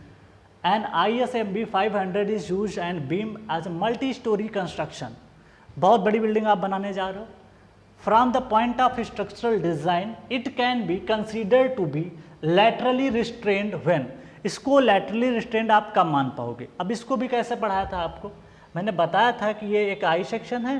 Suppose that कि this is the I section, ये है इसका पोर्शन नीचे का और ये पोर्शन है आपका ऊपर का। This is the portion this. अगर इसको मैं कंक्रीट के साथ में इसको बांध देता, मतलब कंक्रीट के साथ इसको फिक्स करके अगर मैं बनाता, ये कंक्रीट है, तो कंक्रीट का अगर इसके साथ मोनोलिथिक बनाओगे, अगर इसके साथ ज्वाइंट करके बनाओगे, अगर मैं कंक्रीट की किसी ब्लॉक को इसके ऊपर रख देता तो लैटरली ये आपका सपोर्टेड ना होता, रिस्ट्रेंड ना होता। अब ये बोला है कि लैटरली रिस्ट्रेंड है, मतलब इसके बीच में आपने कंक्रीट को लगा दिया। कंक्रीट को जब आप इसके अंदर एम्बेडमेंट कर दोगे, इसके अंदर फंसा दोगे, तो अब ये आई सेक्शन का जो फ्लेंज होगा इधर उधर कहीं नहीं जा पाएगा, क्योंकि इसके अंदर गुथा हुआ है, इसके अंदर फंसा हुआ है, इसके अंदर मोनोलिथिकली है। जब मोनोलिथिकली इसके साथ रहेगा तो ये आई सेक्शन का जो ऊपर का फ्लेंज पोर्शन है वो इधर उधर कहीं नहीं जा पाएगा, उसमें बकलिंग भी नहीं हो पाएगा। तो ध्यान है, अब यहाँ पे क्या ऑप्शन आपका पूछा गया है, from the point of structure laterally restrained का मतलब होता है when the tension flange is laterally restrained. गलत, टेंशन फ्लेंज में कभी भी बकलिंग ही नहीं आती है, तो टेंशन को नहीं करते, कंप्रेशन को करते हैं। The compression flange is laterally restrained, yes, क्योंकि ये क्या है आपकी कंप्रेशन फ्लेंज है। क्या है? कंप्रेशन फ्लेंज है। तो कंप्रेशन फ्लेंज को हम लोग क्या करते हैं, लैटरली क्या करके रखते हैं, रिस्ट्रेंड करके रखते हैं। तो इसका आंसर क्या हो जाएगा? बी। और इसको मैंने थ्योरी क्लास में डील भी किया था। वेब इज एडिक्वेटली स्टीफेंड, क्या स्टिफनर अभी पढ़ा नहीं है, लेकिन फिर भी बता देता हूँ कि यहाँ पे स्टिफनर लगाए जाते हैं ऐसे करके कि वेब की बकलिंग ना हो। तो फ्रेंड ध्यान रहिएगा कि हम फ्लेंज की बात कर रहे हैं, फ्लेंज की रिस्ट्रिक्शन की बात कर रहे हैं। लैटरली इसके कम चांस होते हैं, इसके ज़्यादा रहते हैं, क्योंकि यहाँ पे बेंडिंग स्ट्रेसेस ज़्यादा होती हैं, इसलिए यहाँ पे लैटरली चीज़ें बकल हो सकती हैं। क्योंकि जहाँ पे बेंडिंग स्ट्रेस ज़्यादा होगी और जहाँ पे कंप्रेशन बेंडिंग स्ट्रेसेस ज़्यादा होंगी, वहीं पे बकलिंग के चांसेस ज़्यादा होंगे। आप देख सकते हो कि बेंडिंग स्ट्रेस की वैल्यू यहाँ पे न्यूट्रल एक्सेस पे तो 0 होती है, तो यहाँ पे कोई लगाने की ज़रूरत नहीं, यहाँ पे शियर होता है। ठीक है, तो इस चीज़ का एकदम ध्यान रखना। तो ये तो हमारा क्वेश्चन क्लियर हो गया। नेक्स्ट क्वेश्चन पे आता है, गेट में पूछा गया है, क्वेश्चन नंबर 15 है, when designing of steel structure one must ensure that कि local buckling in web does not takes place. Web में कोई भी प्रकार की आपकी क्या है, जैसे ये वेब पोर्शन है, इसकी बकलिंग नहीं होनी चाहिए, किसी भी प्रकार से ये बकल नहीं करना चाहिए, इसको रोकना है। ठीक है, this check may not be critical when, ये चेक हमें लगाने के लिए क्रिटिकल जरूरी नहीं है, कब ऐसा कब जरूरत ना पड़े कि हम वेब को चेक ना करें, ये क्वेश्चन कह रहा है। फिर यूजिंग रोल्ड स्टील सेक्शन, आपने रोल्ड स्टील सेक्शन लगा दिया है और आपसे कहा गया है कि भाई क्या क्रिटिकल सेक्शन के लिए जरूरी है कि नहीं है। तो यहाँ पे हम ये देखेंगे, बिकॉज पहला ऑप्शन पढ़ते हैं, पहला ऑप्शन है quality control at the limit time of manufacture of rolled section is very good. Steel बनाते हैं तो स्टील का हर सेक्शन की लगभग क्वालिटी हम लोग ठीक रखते हैं। आप देख सकते हो कंक्रीट की उतनी क्वालिटी मेंटेन नहीं कर पाते हैं जितना स्टील वगैरह की मेंटेन कर पाते हैं, क्योंकि कंक्रीट में क्या है, सीमेंट भी लगाना है आपको, सरिया भी लगाना है, उसके बाद में आपका सैंड भी पड़ता है, उसके बाद में आपका सीमेंट भी है, वाटर भी है, तो हर जगह क्वालिटी मेंटेन करना पड़ता है। और सही से मिक्स आपने नहीं किया तब भी क्वालिटी ख़राब हो सकती है, या आप सही से बैच नहीं बनाया, बैच मिक्सर तो आपने जानते होगा, तो आप देखो, या सही से क्यूरिंग आपने नहीं किया, तो उस तरीके से अगर आप देख पाओगे तो आपकी चीज़ें बेटर नहीं हो पाएंगी। इसलिए ध्यान रखा जाता है कि स्टील की क्वालिटी बेटर होती है। इसलिए आपने जब आरसीसी पढ़ा होगा तो परमिसिबल स्ट्रेस से जब आप लेते हो स्टील की ज़्यादा लेते हो एज़ कम्पेयर टू कंक्रीट, क्योंकि बेटर क्वालिटी कंट्रोल होता है इन केस ऑफ स्टील। तो यहाँ पे तो ऐसा कुछ है नहीं, क्योंकि हम लोग स्टील ही पढ़ रहे हैं, तो स्टील में सबकी लगभग क्वालिटी मान के चलते हैं, समान ही रहती है। फिर क्या कह रहा है, web depth available are small. क्या वेब डेप्थ स्मॉल रहती है? ऐसा भी कुछ नहीं रहता है। डेप्थ आप बढ़ा घटा सकते हो, तो ऐसा कोई ऑप्शन, तो इसका मतलब पहला दूसरा ऑप्शन तो नहीं हो सकता, ये हटाओ। फिर क्या कह रहा है, web stiffeners are built in the rolled section. देखिए रोल्ड सेक्शन बन के जब आता है, प्रैक्टिकली आप देखोगे, कभी रेलवे सेक्शन देखना, जो रेल पड़ी रहती है ना, कभी देखना रेलवे ट्रैक के किनारे रेल सेक्शन पड़े रहते हैं, क्या उसके साथ कभी स्टिफनर लगा पड़ा रहता है? नहीं, वो सिंगल बन के आता है। और जहाँ पे हम लोग देखते हैं लोड कैरिंग कैपेसिटी की ज़रूरत ज़्यादा पड़ती है, उसी हिसाब से हम लोग स्टिफनर का यूज़ करते हैं। अब ध्यान है कि मैं स्टिफनर का टॉपिक जो है सेपरेट डिस्कस करूँगा, एक चैप्टर है स्टिफनर, वहाँ पे कोडल प्रोविजंस हैं, कुछ इंपॉर्टेंट बातें, स्टिफनर यूज़ क्यों करते हैं, वो सब बातें हम डील कर लेंगे उसी चैप्टर में, इसलिए स्टिफनर को ज़्यादा यहाँ पे बात नहीं कर रहे हैं, ठीक है, हमें पता ही नहीं स्टिफनर क्या होता है, बाद में डील करेंगे। चल, फिर है depth to thickness ratio of the web are appropriately adjusted. ये ऑप्शन इज द करेक्ट, क्योंकि जो इसका जो रेशियो होता है, this is called depth to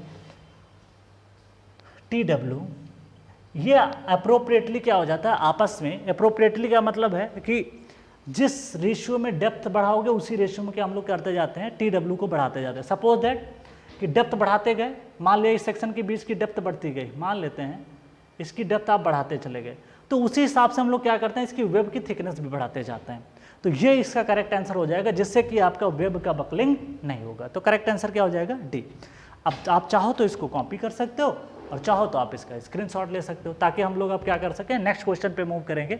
अभी तक हमने 15 क्वेश्चन डील किए हैं और सभी बेहतरीन टॉपिक हैं। अक्सर लोग इसको छोड़ देते हैं, अक्सर लोग इसको पढ़ते नहीं हैं, सोचते हैं यार ये बीम है, और कुछ लोगों को टफ भी लगता है।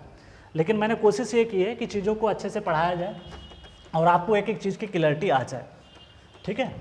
तो आप इसको मेहनत से प्लीज़ इसको अच्छे से पढ़िएगा, क्योंकि मैंने काफ़ी मेहनत चीज़ों पे की है, क्योंकि हर एक क्वेश्चन बनाने में मैंने यहाँ पे एक एक क्वेश्चन मैंने लिखा है, कम से कम मैं 300 क्वेश्चन तो लिख चुका हूँ आपके लिए, 300 क्वेश्चन, और लिखने में यहाँ पे थोड़ा सा आसानी नहीं रहती है, ठीक है, मेहनत करना पड़ता है फ्रेंड्स।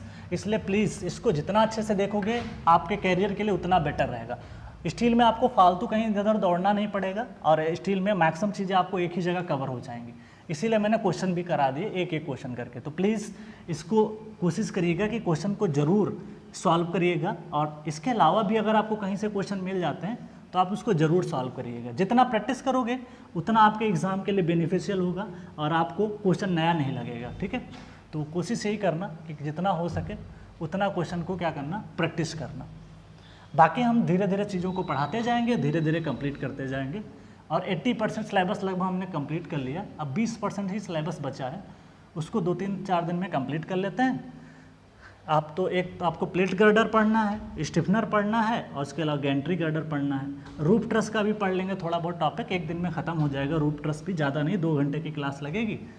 फिर हम लोग प्लास्टिक बचेगा, उसको डील करना है। प्लास्टिक भी पूछा गया है आप में, सेफ फैक्टर वगैरह आपको पता होना चाहिए कम से कम, तो वो सारी चीज़ें हम लोग यहाँ पे डील करेंगे।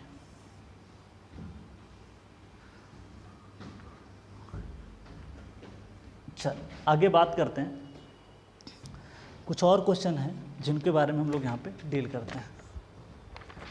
क्वेश्चन क्या कह रहा है, question number 16, the shear lag effect, wait थोड़ा मार्कर चेंज करते हैं,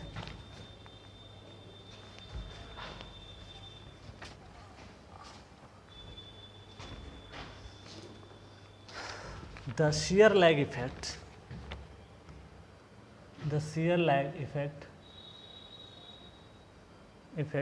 in beam flange in beam flanges are disregarded. Disregard का मतलब होता है छोड़ देना, उसको कंसीडर ना करना. Disregarded when the outstand of the beam, when the outstand of beam flange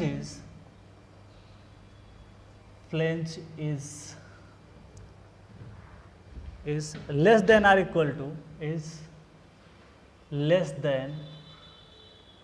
or equal to पहला ऑप्शन है, और इसको मैंने पढ़ाया भी था. This is the L0 divide by 10. B option है L0 डिवाइड बाई 15, और सी ऑप्शन है L0 डिवाइड बाई 20, और डी ऑप्शन है दैट इज L0. ठीक है, फिर आते हैं क्वेश्चन नंबर 17 पे. वो क्या कह रहा है? अ beam section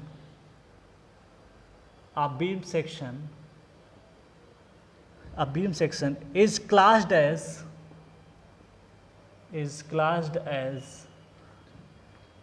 low shear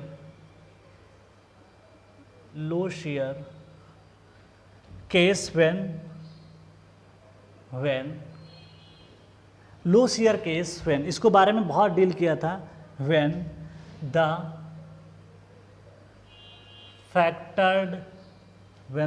factored shear force is less than, factored shear force is less than, A option क्या कह रहा है? 0.4 VD. बी ऑप्शन कह रहा है 0.6 VD, और सी ऑप्शन कह रहा है 0.8 VD, और डी ऑप्शन कह रहा है VD. चल, और जहाँ पे आपका where VD is equal to design shear strength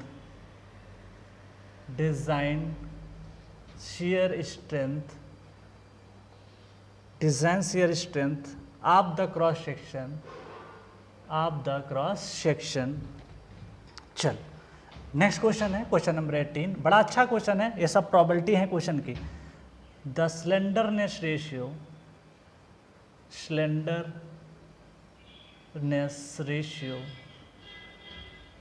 of a web of beam section from diagonal buckling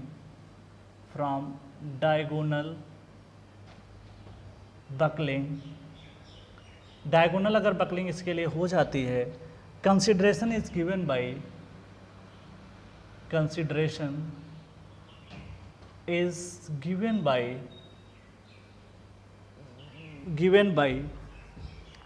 पहला ऑप्शन है A D divide by T W. B option है that is 2.45 D divide by T W. C option है 85 D divide by T W, और D option है 67 D divide by T W. चलो, एक और question है, important है, 19 number question. क्या कह रहा है? अ beam section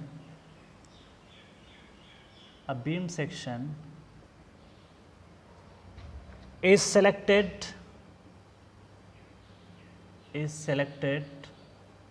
a beam section is selected and provided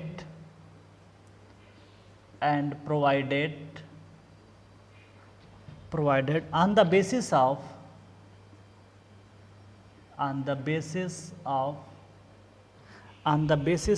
पहला A option section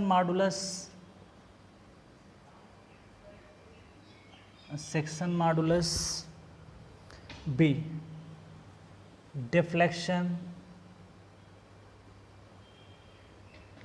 C, shear,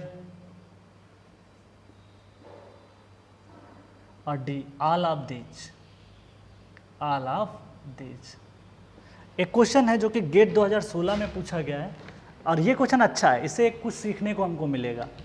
question number 20 है जो कि गेट में पूछा गया है और 2016 में ही पूछा गया है। अब गेट के क्वेश्चन अच्छे ही होते हैं, थोड़ा क्वेश्चन लेंदी है, लिख देता हूँ। The semi compacted section, the semi compacted section, the semi compacted section of a laterally unsupported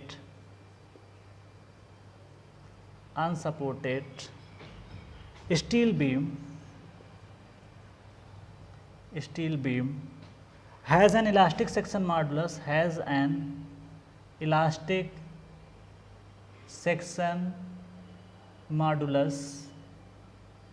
elastic section modulus, comma, plastic section modulus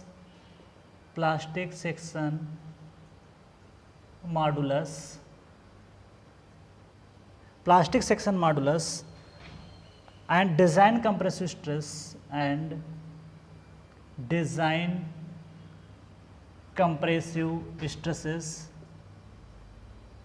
stresses कितना बता के रखा है आप देखो 500 सेंटीमीटर क्यूब, तो उसने ये बताया है क्या कहते हैं आपका इलास्टिक सेक्शन मॉडुलस है। उसके बाद में 650 आपको बताया है प्लास्टिक सेक्शन मॉडुलस है।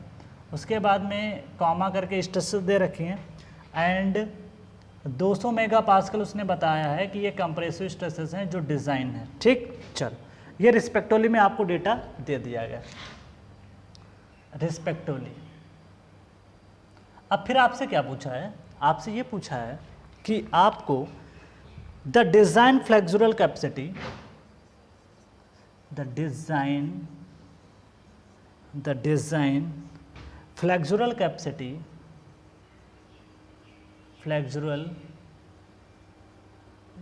Capacity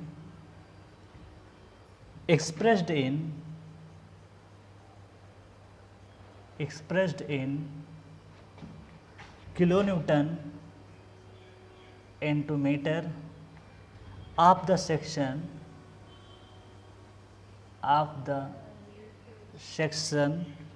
A 100 kilonewton into meter, B 130 kilonewton into meter, C 120 kilonewton into meter, और डी ऑप्शन कह रहा है 140 किलोन्यूटन इंटू मीटर। बड़ा आसान क्वेश्चन है, अभी हम करेंगे। चलो एक एक करके डील करते हैं सारे क्वेश्चन। इसने क्या बोला दिस। चलो पहला क्वेश्चन डील करते हैं जो कि 16 नंबर क्वेश्चन है। The shear lag effect. अब ये शियर लैग होता क्या है?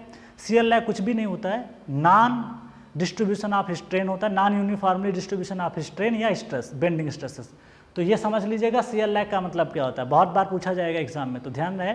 जब टेंशन मेंबर पढ़ते थे तो लग एंगल का यूज किया था शियर लैग इफेक्ट को रिड्यूस करने में। Are disregarded, that is called the shear lag effect in beam flange are disregarded when the outstand of the beam flange is, outstand का मतलब ये होता है, मैं इसको यहाँ पे बना रहा हूँ ताकि आपको समझ में आ जाए। ये है आपके पास सपोज दैट, ये है आपके पास suppose that beam section, clear. आपने यहाँ प्लेट लगाया, रोड सेक्शन बना रहे हो ना, मैं यहाँ पे भी लगा सकता हूँ लेकिन नीचे भी लगा दो। इसमें क्या हुआ था कि मैं यहाँ पे बोल्ट लगाता हूँ, ये है एक बोल्ट, एक ये आपने लगा दिया, इसके बीच की डायमेंशन को BI बोल देता हूँ और जो बाहर की डायमेंशन थी आउटर। तो मैं जो बात कर रहा हूँ यहाँ पे, when the outstand of the beam, this is called outstand, that is called B0, ठीक, B0 beam flange is less than. तो यहाँ पे बात कर रहा है shear lag effect are disregarded, कब कंसीडर नहीं करेंगे तो ध्यान रखिएगा। तो this is the less than or equal to L divide by 20, ये B0 के लिए था, और जब BI की बात करेंगे this is the L divide by 10। तो जब इनर की बात करेंगे, यहाँ पे बात करेंगे तो दिस इज द Li/10, और जब आउटर की बात करेंगे तो L0 डिवाइड बाई 20। तो ध्यान रहे ये ऑप्शन आपके एग्जाम में आ सकता है। तो करेक्ट आंसर क्या हो जाएगा सी। L/15 तो मैंने पढ़ा नहीं, L0 भी पढ़ा नहीं, दो ही ऑप्शन में कन्फ्यूजन रहता है, कौन कौन सा, L डिवाइड बाई 10 और L डिवाइड बाई 20। तो आउटर के केस में कम रहता है क्योंकि शियर लैग का इफेक्ट सबसे ज़्यादा कहाँ पे आएगा, यहाँ पे ज़्यादा आएगा, क्योंकि जो चीज़ ज्वाइंट होती है वहीं पे शियर लैग इफेक्ट ज़्यादा आता है। इसलिए ध्यान रखना है कि इनर के लिए L/10। चल नेक्स्ट बात करते हैं, question number 17। A beam section is called as low shear case when the factored shear force is less than. अब इसको तो इतना बार हमने डिज़ाइन में यूज़ कर लिया था कि हमें सारे स्टेप रट गए थे, तो आपको तो कंफर्म हो गया होगा कि हमने कंपेरिजन किससे किया था, 0.6 से किया था। अगर अप्लाइड अगर शियर फोर्स 0.6 VD से ज़्यादा होगा तो हाई शेयर केस होता था।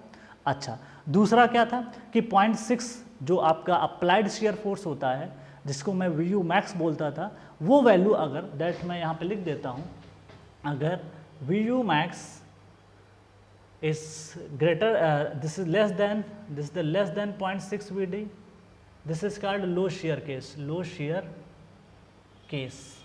और नेक्स्ट अगर मैं बात करूँ VU मैक्स अगर आपका greater than or equal to 0.6 VD से हो जाता है तो this is the high shear case.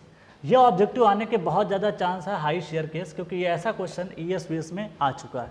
तो ये इंपॉर्टेंट है कि दिस इज द इम्पॉर्टेंट। तो इसका आंसर क्या हो जाएगा, दिस। तो आपको ध्यान रखना है कि किससे कंपेरिजन करते हैं, 0.6 इंटू VD से, ये कोडल प्रिविजन है। नेक्स्ट बात करते हैं slenderness ratio of web of beam. देखिए क्या हो रहा है, आपके सामने मैं बीम बना रहा हूँ थोड़ा समझने के लिए। सपोज दैट कि एक छोटा सा क्रॉस सेक्शन के माध्यम से समझते हैं। ये है आपके पास, ये सपोज दैट ये है आपके पास आई सेक्शन, ठीक, कुछ ऐसा देखने में लगेगा आपको। ये फ्लेंज पोर्शन में दिखा रहा हूँ। देखो इस चीज़ को मैंने वहाँ पे ऐसे डायरेक्टली लिखा दिया था, मैं अभी डेराइव भी इसको कर देता हूँ कि आज के बाद आपको उसको रटना नहीं पड़ेगा। आपको लेना क्या है, ध्यान दीजिए, आपको यहाँ पे रखना है डायगोनल बकलिंग की बात कर रहे हैं। चलो भाई डायगोनल बकलिंग की बात करें, इसकी डेप्थ हम मान लेते हैं D। चल तो आप ये बताइए, और लोड का मैंने यहाँ पे डिस्ट्रीब्यूशन माना था, सपोज दैट P लोड यहाँ पे आएगा। लोड का डिस्ट्रीब्यूशन मैंने 45 डिग्री पे माना था, कितना माना था, 45 डिग्री पे। चलो अब बात कर लेते हैं फ्रेंड्स हैं, यहाँ पे ये जो डेप्थ होगी वो D/2 आ जाएगी।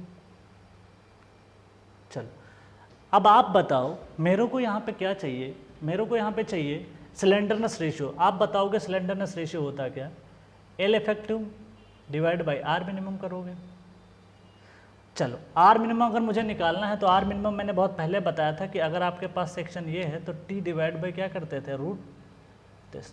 तो इसकी थिकनेस आपकी आ जाएगी, जो कि वेब है तो यहाँ पे वेब थिकनेस करोगे। यहाँ पे जिसको थिकनेस जो है, this is the thickness is TW, इसकी थिकनेस क्या हो जाएगी, TW। तो वेब की यहाँ पे थिकनेस है TW, डेप्थ ऑफ सेक्शन जो है वो D है आपकी। अब देखो यहाँ से हम कैसे प्रूफ कर देंगे कि आपकी वैल्यू 2.5 या कौन सा ऑप्शन मैच करेगा, मैं इसको एकदम प्रूफ कर दूंगा। पहली बात देखो फ्रेंड्स, यहाँ पे एंगल आपने लिया है 45 डिग्री, तो 45 के हिसाब से कोई भी वैल्यू आपकी 85 और 67 तो कभी पहुँच ही नहीं सकती, क्योंकि कभी 45 का साइन 45 cos 45 हमेशा आंसर 2-3 के आसपास ही रहता है, कभी भी मतलब 85 और 67 तो नहीं पहुँचेगा। तो दो ऑप्शन तो मैंने एलिमिनेट कर लिया, ये और ये तो नहीं हो सकता। क्यों नहीं हो सकता, अभी आप देख सकते हो।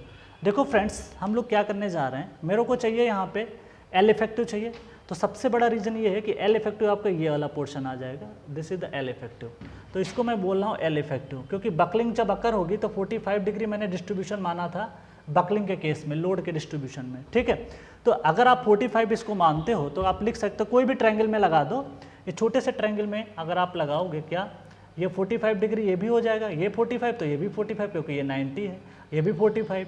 तो इसमें ट्रायंगल में अगर हम लगाएं sine 45 is equal to L effective divide by D/2 आ जाएगा। तो L इफेक्टिव की वैल्यू कितनी निकल के आ जाएगी, this is to coming out D/2 into that can be, अगर इसको मैं L इफेक्टिव सॉरी यहाँ पे L इफेक्टिव नहीं आएगा, D/2 this is coming to be, देखो साइन 45 होता है क्या, परपेंडिकुलर अपॉन हाइपोटेनियस होता है। तो परपेंडिकुलर हो जाएगा d/2 divide by L effective. वो गलती से लिख गया था, कोई दिक्कत नहीं। L इफेक्टिव इजकल टू क्या आएगा, L इफेक्टिव इजकल टू आएगा आपका d/2 और साइन 45 का मल्टीप्लाई करोगे तो ये आएगा 1। जब इससे मल्टीप्लाई करोगे तो ऊपर जाएगा, ये √2 ऊपर आ जाएगा, इससे क्या होगा, कैंसिल आउट, तो आंसर आ जाएगा d डिवाइड बाई √2। अब इसी चीज़ को मैं प्रूफ कर रहा था। अब लेमडा आपको लिखना है तो लेमडा आप क्या लिखोगे, तो लेमडा इजकल टू लिखोगे L effective divide by R minimum लिखोगे।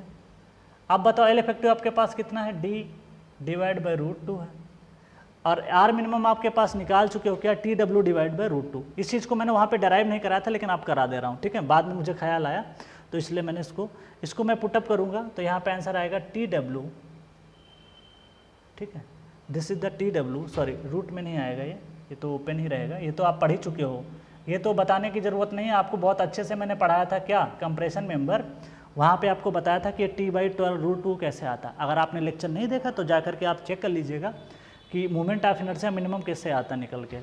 तो ये जाएगा √2 ऊपर चला जाएगा 12। देखो भाई, जब इसको डिवाइड करोगे R मिनिमम को यहाँ पे, तो T यहाँ पे आ जाएगा, √12 ऊपर चला जाएगा। अब देखो फ्रेंड्स, यहाँ से √2 से इसे कट करोगे तो √6 आएगा, तो d divide by TW into √6। अब √6 की वैल्यू अगर सॉल्व करोगे कैलकुलेटर से तो 2.45 आएगा। इसका मतलब है लेमडा आ गया आपका 2.45 d डिवाइड बाई TW। तो ये आपका आंसर हो जाता है। तो आप देख सकते हो कि आपका एंगल कितना लिया गया, 45। तो कभी भी ये आंसर आपका जब पूछा जाएगा तो ध्यान रहे कि web of beam the section from diagonal buckling consideration of given by, कभी भी आंसर आपका 80-85 नहीं आएगा, ना 50 आएगा, आंसर जो भी होगा वो 4-5 के आसपास ही लाई करेगा। तो हमारा आंसर है 2.45, तो करेक्ट आंसर हो जाता है 2.45। मैंने डराइव भी करके दिखा दिया। आप कोशिश करिएगा कि इस चीज़ को आप नोट्स में एक बार मेंशन कर लीजिएगा कि ये कैसे निकल के आया।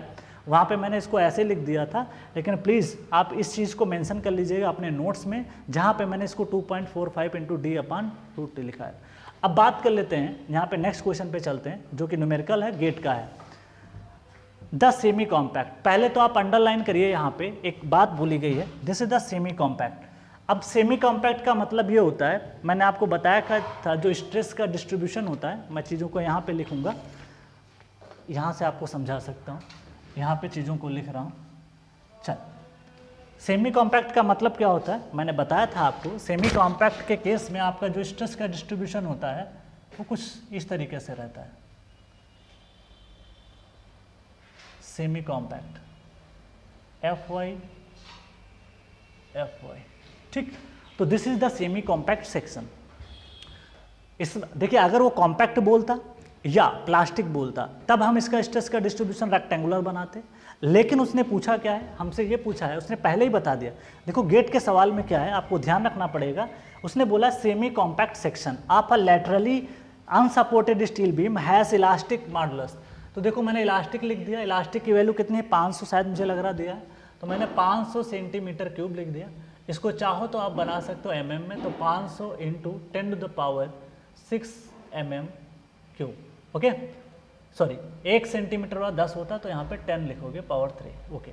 फिर जेड प्लास्टिक भी आपको दिया है, this is the given that 650, इसको भी मैंने कन्वर्ट कर दिया, ये सेंटीमीटर में था, इसको कन्वर्ट कर दिया कितना, 650, 1 सेंटीमीटर बराबर होता 10 mm, और 10 का क्यूब करोगे तो आएगा 10⁻3 mm क्यूब। चल देखिए, इसमें खास बात यह है कि m इजकल टू मैंने पढ़ा था, दैट इज स्ट्रेस जो भी आपके पास दी है, कितना स्ट्रेस दिया है, स्ट्रेस दिया है मैक्सिमम 200 मेगापास्कल। तो ये स्ट्रेस देखो, ध्यान दीजिएगा, यहाँ पे इसने बोल रखा है, एक बात अच्छे से ध्यान देना, फैक्टर ऑफ सेफ्टी मत लगा देना, डिजाइन कंप्रेसिव स्ट्रेस दे रखा है, इसका मतलब समझना, एग्जाम में छोटी छोटी बातें बड़ी इंपॉर्टेंट होती हैं। उसने आपको ये बता दिया कि डिजाइन कंप्रेसिव स्ट्रेस, इसका मतलब फ्रेंड्स आपको इसकी वैल्यू आपको डायरेक्ट दे दिया, Fy divide by 1.1 equal to 200 megapascal. मतलब कि आपको उसने क्या किया, अगर वो सीधे कंप्रेसिव स्ट्रेस बोलता तो फ्रेंड्स मैं 1.1 से डिवाइड कर देता, अगर आपको बोलता कि ये यील्ड स्ट्रेस इतनी है 250, तो सीधे मैं यहाँ पुट कर देता, लेकिन उसने कह दिया कि डिजाइन कंप्रेसिव स्ट्रेस इतना, तो फ्रेंड्स Fy डिवाइड बाई 1.1 की वैल्यू उसने 200 मेगापास्कल दिया है। अब सबसे बड़ा मुद्दा ये होता है कि m इजकल टू मैं क्या सिग्मा, सॉरी जो भी डिजाइन स्ट्रेस है इसको मैं FCD मान लेता हूँ, डिजाइन बेंडिंग में है ना तो F डिजाइन बोल देते हैं, FBD, क्या मैं इसको FBD इंटू ZP लगाऊँ और क्या F B D into Z P लगाऊँ या जेड ई लगाऊँ, क्या लगा सकता हूँ? तो पहले सबसे पहले गेट के सवाल में ये ध्यान दो, यहाँ पे दिया क्या है, सेमी कॉम्पैक्ट। तो सेमी कॉम्पैक्ट के केस में आपका जो स्ट्रेस का डिस्ट्रीब्यूशन बनता है वो कुछ इस तरीके से बनता है, मैंने इसीलिए क्लासीफाई किया था। तो ध्यान है, जब ये वाला स्ट्रेस डायग्राम बनेगा तो आपको इलास्टिक लेना है, प्लास्टिक नहीं। तो आपको क्या करोगे, जेड पी आपको कंसिडर नहीं करना है, यहाँ पे क्या रखोगे, जेड ई रखोगे। तो इसका आंसर हो जाएगा जेड ई। अब देखो एफ बी डी के आपके पास 200 है तो मैंने 200 रख दिया। जेड ई की वैल्यू आपके पास दे रखी है कितनी, 500 इंटू 10⁻3। अब देखो फ्रेंड्स, इसको मल्टीप्लाई करोगे, 5 दूनी 10 आ जाएगा और 10⁻, ये आ जाएगा आपका 7। देखो कोई ऑप्शन मैच कर रहा है? हाँ, यहाँ पे बोल रहा है जेड 200 500। एक मिनट, वेट, कुछ गलत ना होने पर। हाँ ठीक है, चलो अब देखो आपसे पूछा क्या है, ये आंसर जो फ्रेंड्स आएगा ये आएगा न्यूटन इंटू mm में आ गया, क्योंकि बेंडिंग स्ट्रेस है ना, बेंडिंग मोमेंट है m। तो फ्रेंड्स इसको एक काम करते हैं, 100 लिखते हैं इंटू 10⁻6 कर देते हैं, न्यूटन इंटू mm कर देते हैं। अब देखो एक काम करते हैं, इसको 100 किलो न्यूटन इंटू मीटर भी लिख सकते हैं, क्योंकि 1 किलो न्यूटन होता है 10⁻3 होता है, उसको न्यूटन में कन्वर्ट करते हैं, और 1 मीटर जो होता है वो 1000 mm के बराबर होता है। इसलिए आपका जो आंसर आएगा वो 100 किलो न्यूटन इंटू मीटर। तो आप देख सकते हो इसका आंसर क्या हो जाएगा, 100 किलो न्यूटन इंटू मीटर। तो करेक्ट आंसर क्या हो जाएगा, ए। तो गेट का क्वेश्चन बड़ा खतरनाक रहता है, अगर आप गलती से भी इसमें अगर आप पुट कर दो 650, ध्यान दीजिएगा, अगर आप गलती से भी 650 पुट करोगे तो आपका आंसर मैच कर जाएगा सीधे किससे, जब 200 गुणे इससे करोगे तो आपका आंसर 130 के आसपास मैच कर जाएगा, तो आप तुरंत गलती करके चले आओगे। इसलिए ध्यान रखना है कि आपका सेक्शन कैसा है, आपको बोलेगा एग्जाम में कॉम्पैक्ट है, प्लास्टिक है, सेमी कॉम्पैक्ट है, जैसा बोले वैसा काम करना है, वैसे ही आपको सेक्शन मॉडुलस की वैल्यू रख देनी है। तो फ्रेंड्स हमने अभी तक आपको डील किया, क्या कहते हैं, आपका ऑब्जेक्टिव क्वेश्चन डील किया। अभी एक क्लास हम लोग इस पर कन्वेंशनल क्वेश्चन भी करेंगे, क्योंकि मेंस में उससे भी क्वेश्चंस आते हैं। बड़ा आसान होगा आपका जो क्लास होगा, बहुत आसानी से आप कर ले जाओगे, देखोगे कि सोम के अलावा उसमें कुछ है ही नहीं। तो सोम के बेसिक फंडा लगने वाले हैं मेंस वाली क्लास में, तो हम उसको डील करेंगे। तो फ्रेंड्स आज के लिए इतना ही। Thank you all of you and happy learning.